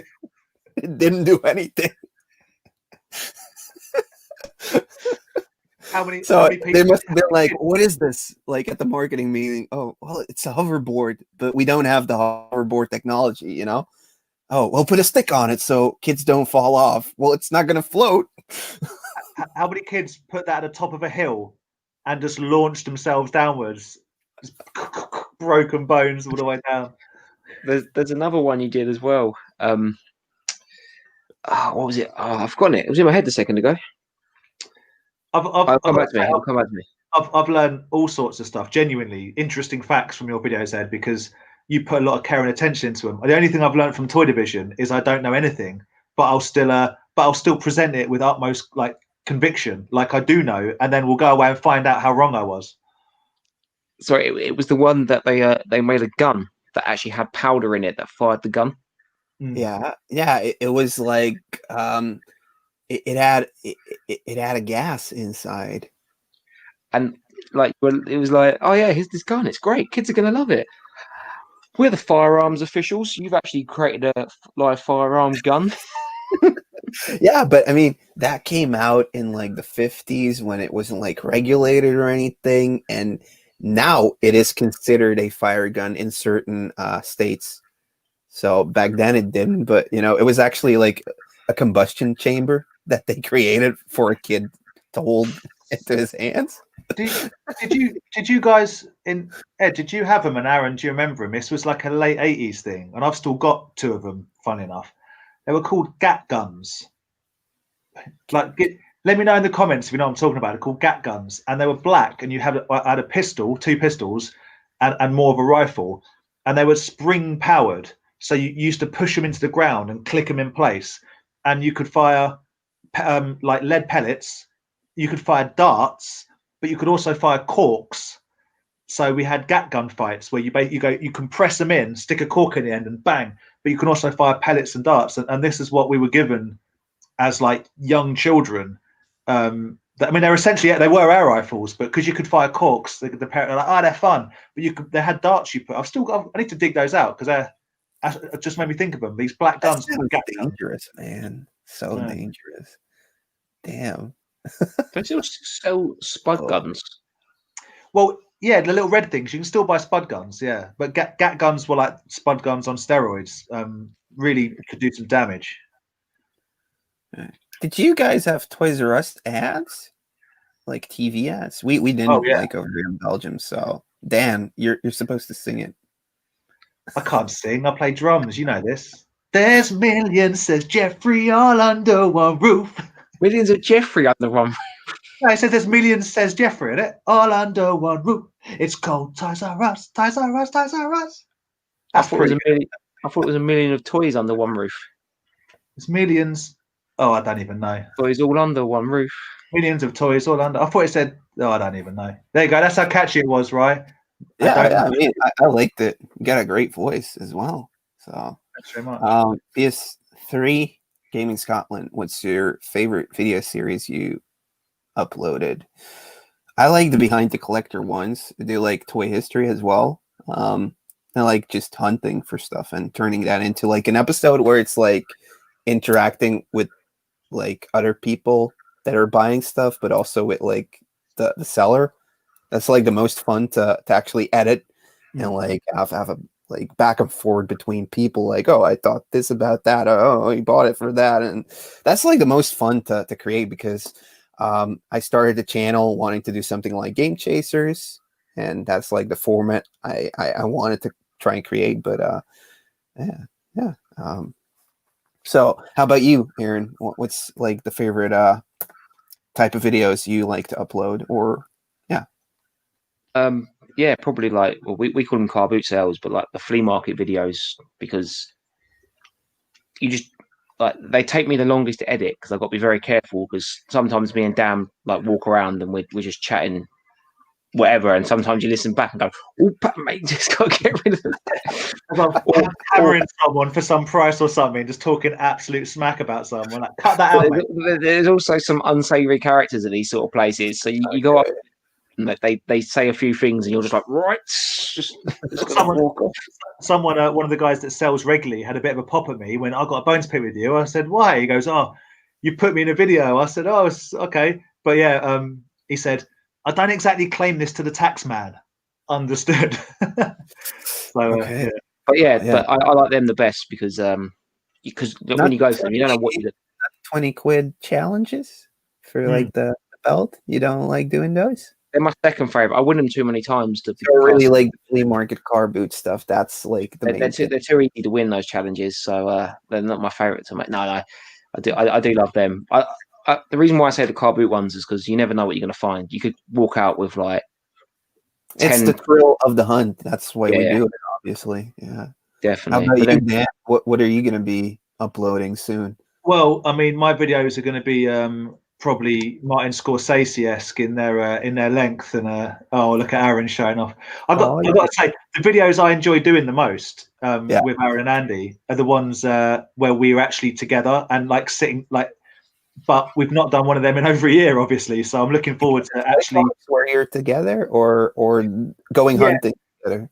So before we did like the live like the stuff we do now, more because we had to. We used to just sit around my table or at Aaron's house or Andy's house and just talk about whatever, and it was always really fun, and they're quite fun to watch back. And it was fun for me and Aaron to try and make Andy laugh, because once he starts laughing, he can't stop. So that was always good fun.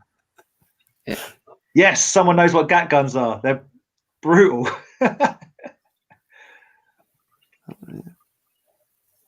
Thanks, man. 100%. And that's high praise. How long? Including research, I'd say 20 to 25 hours, something like that, for a toy history. A hunting video is like an evening of just editing and shooting it. And like a behind the collector, it's like 10 hours, something like that. Because there's usually like 2 hours of footage that I try to cut down to like 20 or 40 minutes, depending on how many stuff the guy has or the girl. So yeah, 25 hours. I don't know how I did it. I started doing them at the end of April, the toy histories, and I did one each week. Did that for like 8 weeks straight. But I also ended up like working till 3 in the morning on Saturdays, like uploading at 3. So it was like, I was probably like, once my kid was asleep, I was just like working on it till it was done for like 8 hours straight. And then started doing research for more. So I want to get back into that, like doing one a week, but it's tough, man. Like the TMNT food video, that took like 3 weeks to get together, and then start writing the script and filming it and popping everything in. It depends. But like I always watch Jared Dines on YouTube. He's like this metal dude that does like screaming. He's actually like a music producer, and he said like I always try to cap the amount of time I want to put into a video, because otherwise you're gonna keep working on it till it's finished. So he has like this thing where, okay, I'm gonna work on that for 8 hours, and after the 8 hours I'm just uploading it. If principal photography is done and I have everything, I'll just upload it. I won't, because otherwise I'm only gonna upload like one video a month if he keeps doing that. I don't know how you work on that, Aaron. Like, is stuff, does some stuff take really long? Like you said, the flea market videos take the longest to edit and cut everything out and create like a storyline within. Because normally what I do is, and it's even when I go to toy fairs and Comic Cons, they always take the longest, because normally what I do is I've got a shoulder strap for my GoPro, and I will just walk around. So Brad, you owe me another tenner on that thing you just bought off me. So for that comment. So that's probably why it takes the longest, because like it's really weird. Even if you have like 10 minutes of footage, it probably takes you about double that amount of time to sit there and go through it. And and like I said, and all there's too much text here, cut it down. Does the whole sentence still make sense? Listen to it again. But like I said earlier with the flea market video, sometimes you can watch, and because you're so much dealing with something else, and you could have some really, really cool bit of footage of you like doing a really good deal, and because but what you haven't noticed is the person's like conversation in the background. So all of a sudden you're doing a really good deal, and then you hear some guy on their phone like rah, rah, rah, like swearing their head off, and you're like, oh man, like. But you've got to listen out, because like I try as a principle. I don't know if you can pop on like a directional mic on there, or like a shotgun mic. Is that like possible to? We get enough some weirdness about filming in the first place. So I think if you made it more obvious, it might be a problem. So thing is though, as well, because it's a GoPro, the mic's not great. The built-in mic for the GoPro isn't great. Yeah. So but yeah, and I try and angle it down so no faces are seen and all that sort of stuff. But yeah, it's they can take long. I think one bit it took me like nearly sort of 7 hours to do, just going through it and making sure That's rough, right? it is. And like it sounds so like sometimes it's like, oh, you spend like 3 or 4 hours on a video and you stick it up and then you get like 100 views on it and you're like, I spent like my whole Sunday like editing that, and then Yeah.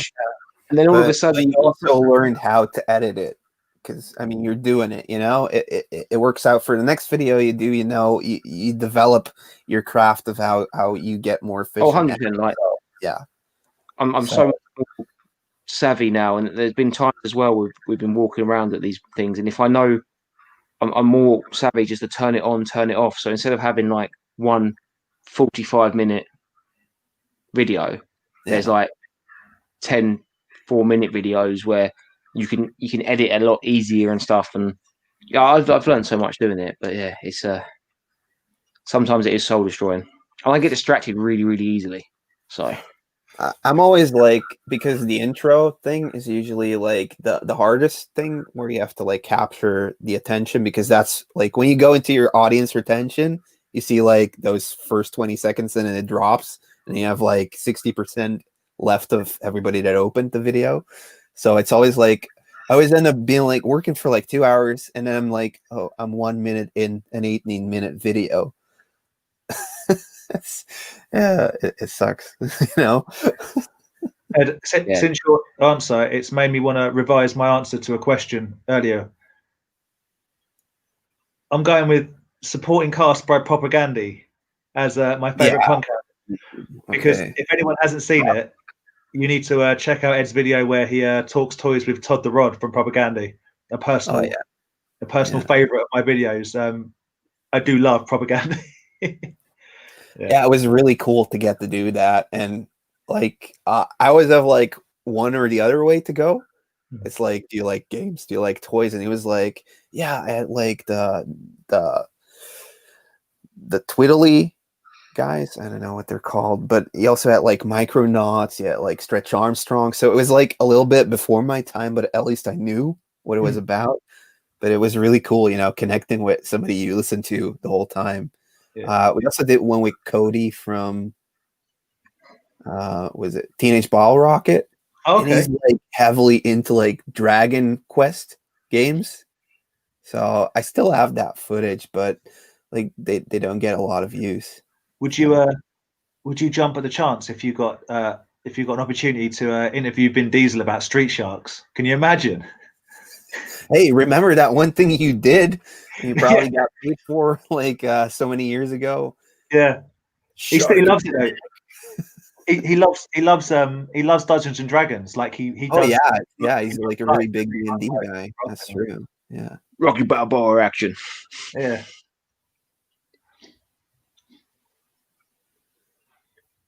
I have not got any Citadel figures in the background. Yeah. I don't know what Citadel figures are. Games Workshop. Oh, cool. Yeah. That sort of stuff. Cool. I love seeing that stuff. Like when it's all done, when it's all painted up properly with the dioramas. Yeah. Awesome. Yeah. So, the guy who's done like my tattoo and everything does like it's not even official like Games Workshop Warhammer. They got like their own underground scene where it's like in someone's basement in Brighton. You think there should be other things going on, but no, they're playing like underground Warhammer games that are like non-Games Workshop. It's like, there you go. Whoever asked that question earlier on about like when's collecting gone too far, when you're involved in like a bootleg Games Workshop underground like Fight Club style situation where you just go in and like battle each other to the death, and then not really, you just play a nice old fashioned game of Blood Bowl. But the thing is, as well, they're tattoo artists, so their modeling and their painting is just like next level. Yeah. Yeah, that. Damon Ristori, are you interested in getting real Ghostbusters ghost from cartoon that could be considered in figure form? Sandman, Samhain, Boogeyman, Retro Card Trash. I don't understand the question. What do you mean? Is he asking that Are those characters that never got made, or yeah? Make more of that, and less redoing the original. Yeah, that would be really cool indeed. If they would create those extra ones, release them now, and then you can pop them with your retro collection. You know. We also need more Rick Moranis figures, just in general, just more figures of Rick Moranis, especially from Ghostbusters. Oh yeah. First rule of Games Workshop: don't talk about the Games Workshop. No, dude. The first rule of Games Workshop is always have a 12-sided dice in your pocket. Ooh, yeah, yeah. That's good. We had some more questions in the Toy Division thing.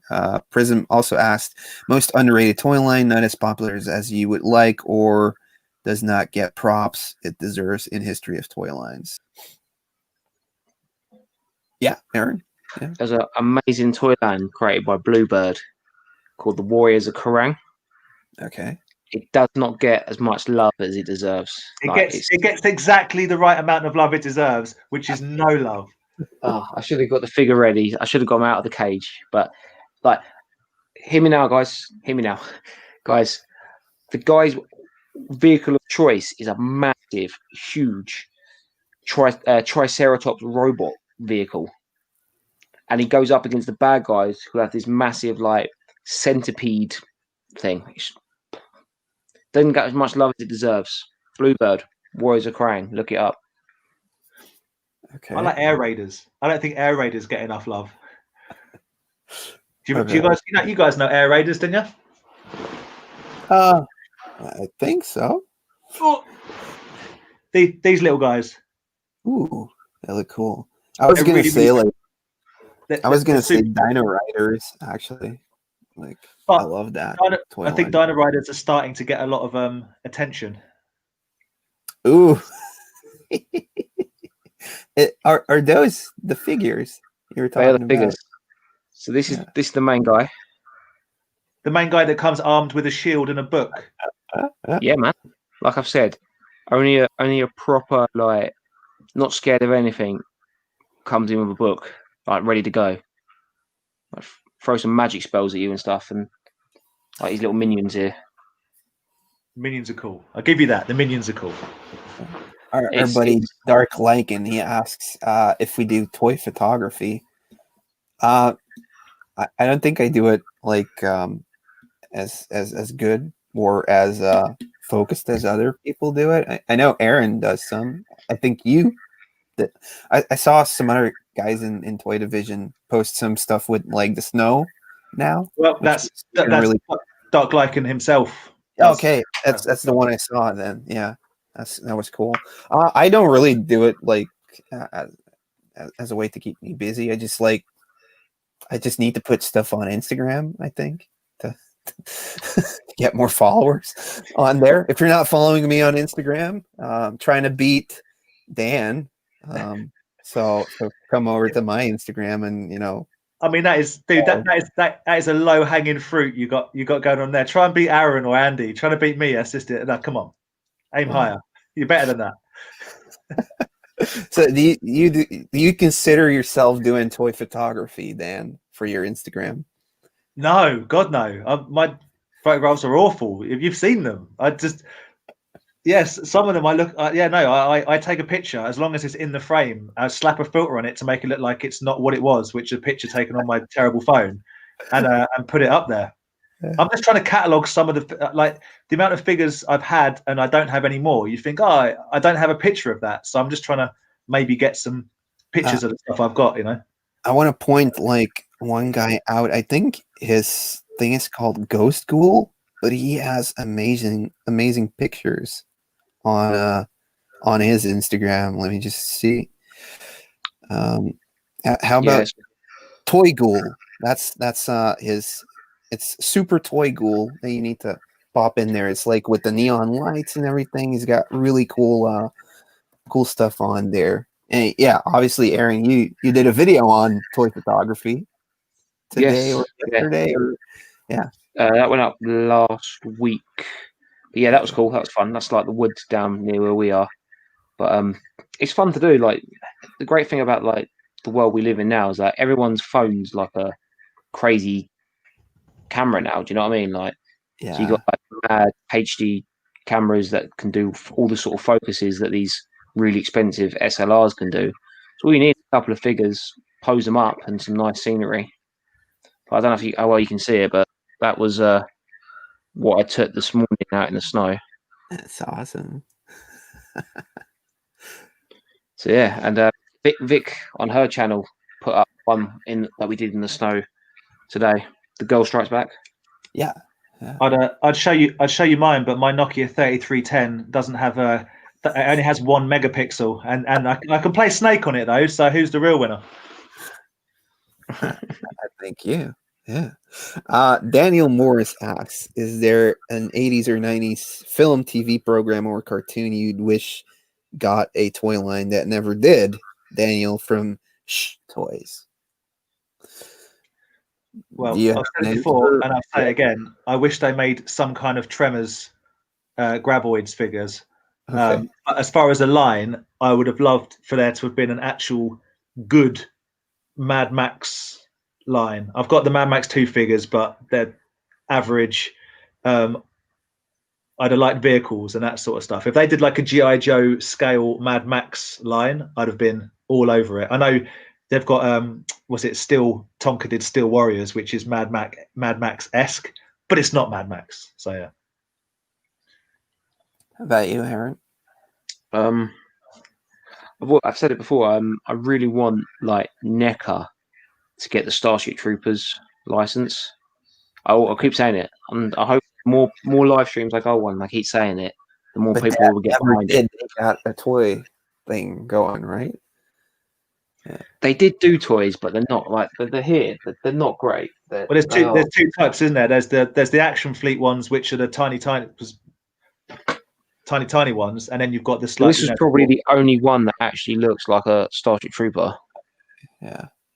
Yeah, and it's got a stupid rocket with it.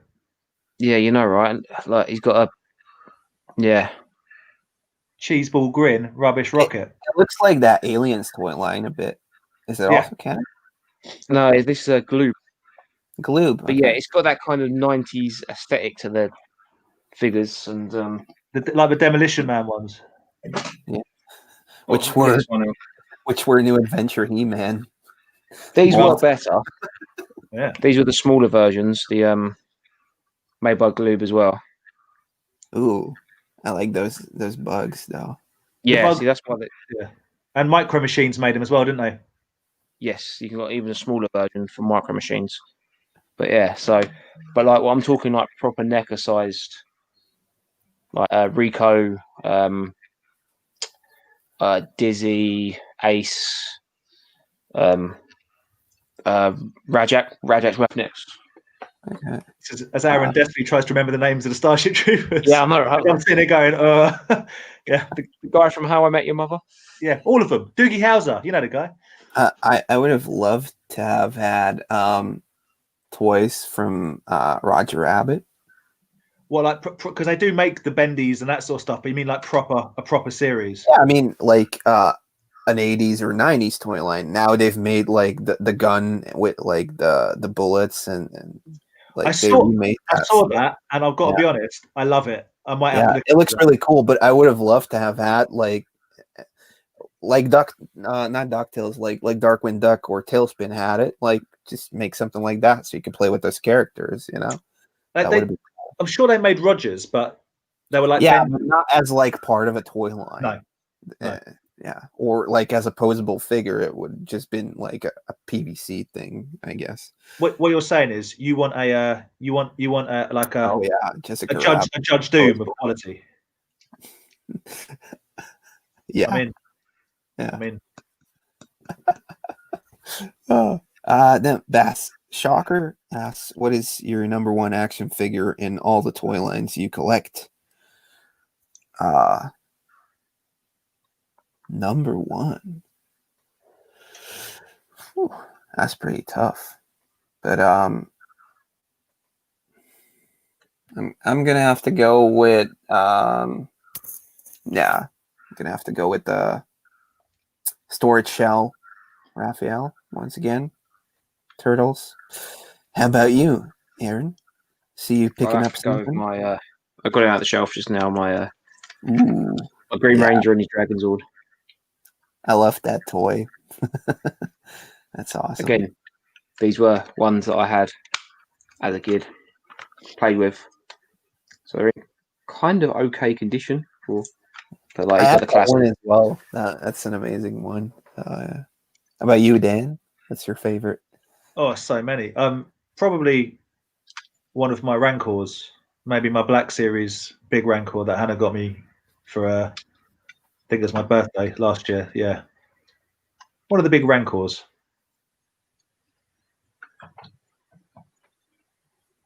Okay. Is that too boring? I don't know. No, it's It's cool. hard. I would Right? like to get like a Rancor, but like a vintage one. That's something I would like to add to my collection. I really want them. Then we got Robert Hyde, who's been killing it on TMNT collecting lately. Like, stop. I need some TMNT toys as well. Was there a toy you had as a child that you loved and that you're still trying to find for your collection now? I don't. There is one for me, but I don't know what it's called, so it's impossible. Like, it was a blue robot. I'm going to assume very, very Japanese, and I had it around the same time as I had an Evil Knievel stunt bike, all like secondhand, whatever. The robot was like a metallic blue, and it shot cone, like, it's a spring loaded. It shot them out, and its hands pinged off. So I know like there's a thousand different series, but it was either I think it was an early 80s metallic blue robot. And if I'm totally honest, I don't even know if it was in front of me, if I'd recognize. The only thing I'd recognize from it are the missiles that it shoots. And I'm always on the lookout casually, but I don't even know what it's called. Yeah. That's a tough one. Yeah. How about you, Aaron? Again, like, there's a lot of stuff that we had that was like I never knew what it was because it was like 80s toys, but like being in the toy world now, I found out what it was. Like, when Andy showed me like his Centurion figures, like, it was like, oh my god, like, I don't know why, but I remember these like somewhere down the line. Like, I've got a memory of putting these together and playing with them and stuff, but I can't figure out where it's from. And that's the same with Mask as well. There was a few masks which I think might have been my brother's. We had like this big box of like Matchbox cars and sort of all that sort of stuff. And like there was this couple of vehicles in there that you pressed and like guns popped out and all that sort of stuff. And you're like, as like a 5-year-old, 6-year-old kid, you're sort of playing with it, not really thinking about it. And then all of a sudden, all these years later, you're like, oh, that was that Mask vehicle. So, but yeah, I can't. There's no, I don't remember what they were, but there's a lot that I remember playing with, and now, not knowing then, but knowing now. Yeah. Okay. Cool. Mine would have to be more Beast Wars. I had a ton of it as a kid, but I sold it at a flea market for like €1 each. So there's like the cheetah. There's lots of bad guys I haven't found yet. I did find the Optimus Prime and what is it called again? Megatron. I found those back at like thrift stores, so that's really good. But they're always missing lots of stuff. But there's a lot of characters I had back in the day that I wish I had once again. So definitely more Beast Wars stuff. I don't come across it very often, honestly. Then Pete asks one more question. If you could create a toy line out of any property, what would it be? Scale, series, any vehicles / play sets? 375 Mad Max with vehicles. Okay. All right. You got anything, Aaron? Figure wise, NECA size Starship Troopers. But if we want to go full ships and bugs and the lot, it'll have to be like 3.75 Starship Troopers, like GI Joe kind of figures that can hold the guns properly and everything. And mate, they could fully repurpose the Jurassic Park compound into the when they've got to defend that compound against the tanker bugs and stuff. Yeah. You can have the dropship going in.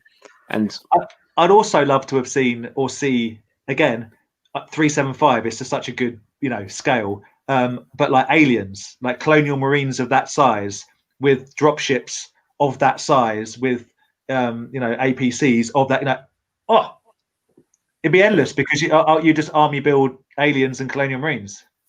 Be the best. For me, it would have been like seeing turtles come back as skeleton warriors and Ahimo. I think on Instagram he's like Ahimo Creations or Ahimo Customs. He makes those. He made like a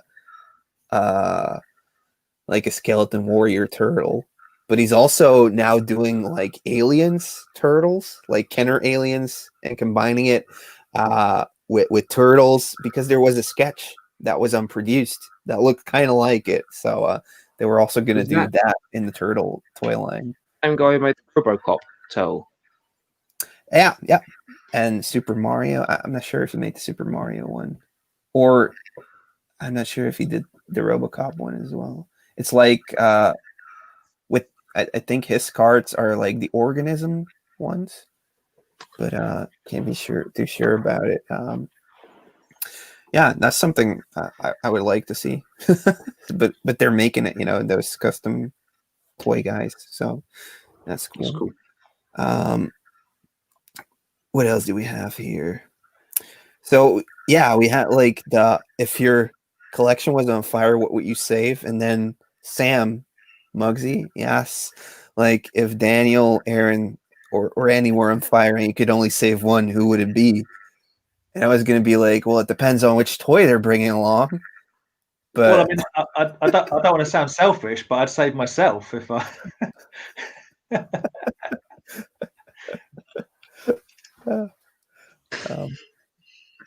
I'd say both of them. It's a bogus question from Sam, and he needs to watch himself because he's supposed to be on Toy Division on Wednesday. So we'll ask him nasty questions. Ooh, that's gonna be good. Yeah, he'll save himself. Adventures. That's the guy who's making all the awesome TMNT customs. Definitely check it out. He didn't do the Cthulhu one, but like I think you're gonna find some cool stuff there as well. That was brilliant. And Ed, I've got to say, you've given me some inspiration. At some point, I am going to do a custom of a Rio Blast mixed with a Rick Rude. Yeah, it's going to be my first proper custom in honor of yourself. It has to happen. Yeah. Okay. Well, we're out of questions over here. I don't know if there's any more in there. But yeah, this has been fun. I can't believe the time. It's like flown by. Yeah. I say, biggest gaming regrets when it comes to your collections. I have no regrets whatsoever. Just that I have to store it. I like hunting for this stuff, and then like after it's just like, see what I have, what's an upgrade, what isn't, try reselling the stuff that you already have, and then like storing it. That's the biggest regret, I guess, having to store it and do the whole inventory thing. So, can also apply to toys. How about you, Aaron? My biggest gaming regret is years and years ago, I had the Pikachu Game Boy, like the yellow one that came out. We had the Pokemon symbol on it and everything, and which obviously goes for a lot of money now. And basically we were on holiday in France, like that caravan site, and I left it on the table when we went out somewhere, and where the sun it was like, again, like a proper hot, it was summertime, August, and where the sun had come across the day, it gone onto the Game Boy, and it was on there enough that it burnt the screen, and it split the screen and everything, and it was unplayable. Well, it turned on and everything, but you couldn't see anything. It was a big burn mark. Yeah, man, yeah, that sucks. How about you, Dan? Any biggest gaming regret for me was how many joysticks I snapped whilst playing my Atari ST as a child, and generally thinking that I could get anywhere on Ghosts and Goblins. Okay, yeah, that game is just the worst. Playing R-Type and Nebulous, and but it's basically snapping lots of controllers in half. Yonald, biggest mistake getting a Virtual Boy as a child. Yeah, that's got to be tough, man. Oh, yeah.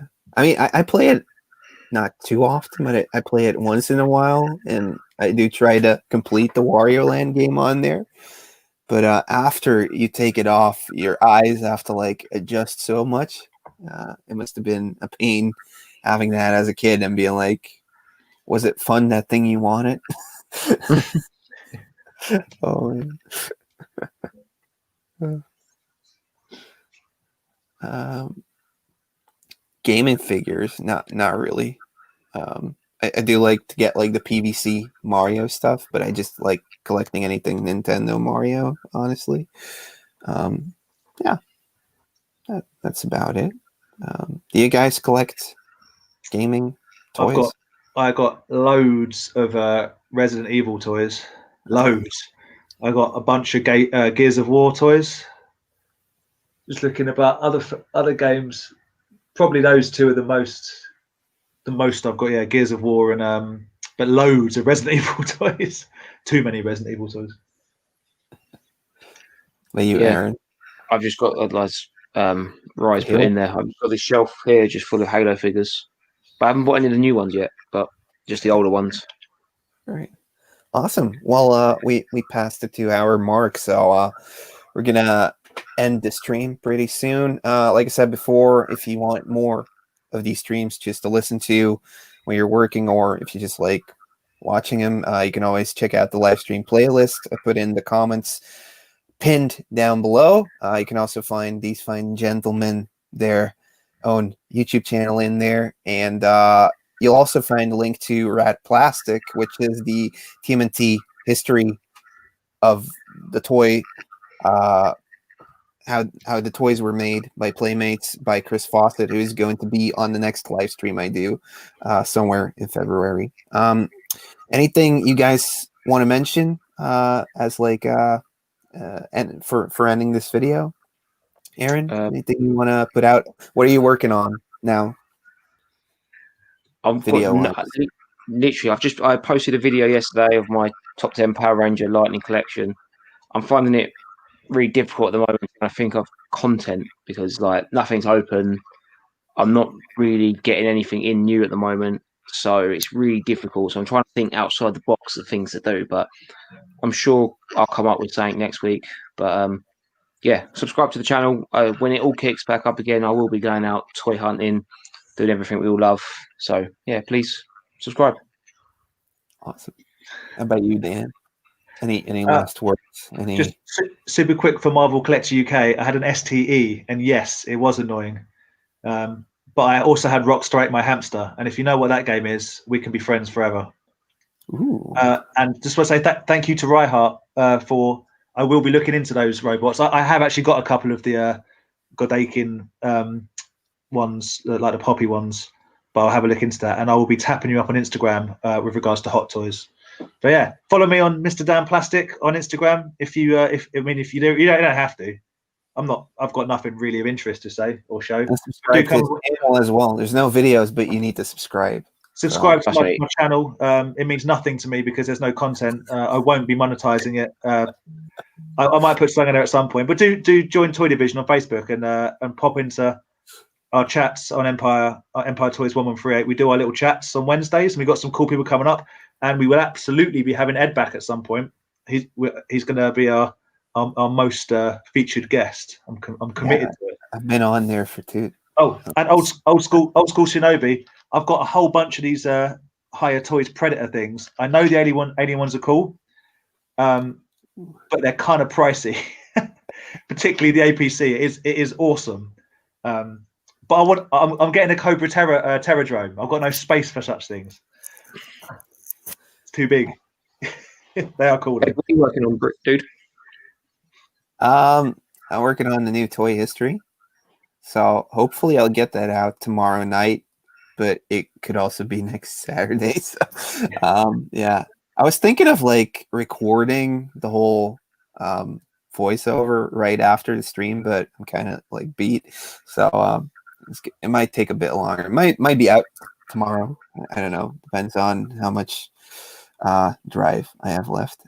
So the Mutant Fist Pounder is something I bought, I think, a year ago. Got it from Holland. It looks immaculate, but it has a couple of creases, but it does look very good. I have like the Thunder Tank, the Thunder Tank incoming. Am I saying it right now? Thunder. Tank, yeah. Thunder. I can't say Thundercats. When I say like Thundercats, it comes out like Thundercats or Thundercats. Keep messing it up. I can't talk about Thundercats on videos because I'll keep getting like 40 comments of people saying like, you can't pronounce it right. Do you speak other languages though, Ed? Yeah, I speak Dutch. I speak French. I speak a little bit German. So don't worry about it because I can barely speak English. So you're smashing it on the language front. It's absolutely fine. Okay, awesome. Well, yeah, guys, thanks so much for watching. Appreciate it. Thank you very much for having us on in the live chat. Thanks so much for rewatching it after this thing aired, and we hope to see you in the next video on our channels. So yeah, thanks. And see you Wednesday night, 8:15 UK time. Yeah, they're doing a live stream on Empire Toys, so head out over there, and yeah, I'm gonna end it because otherwise it'll just keep on talking, and it's gonna be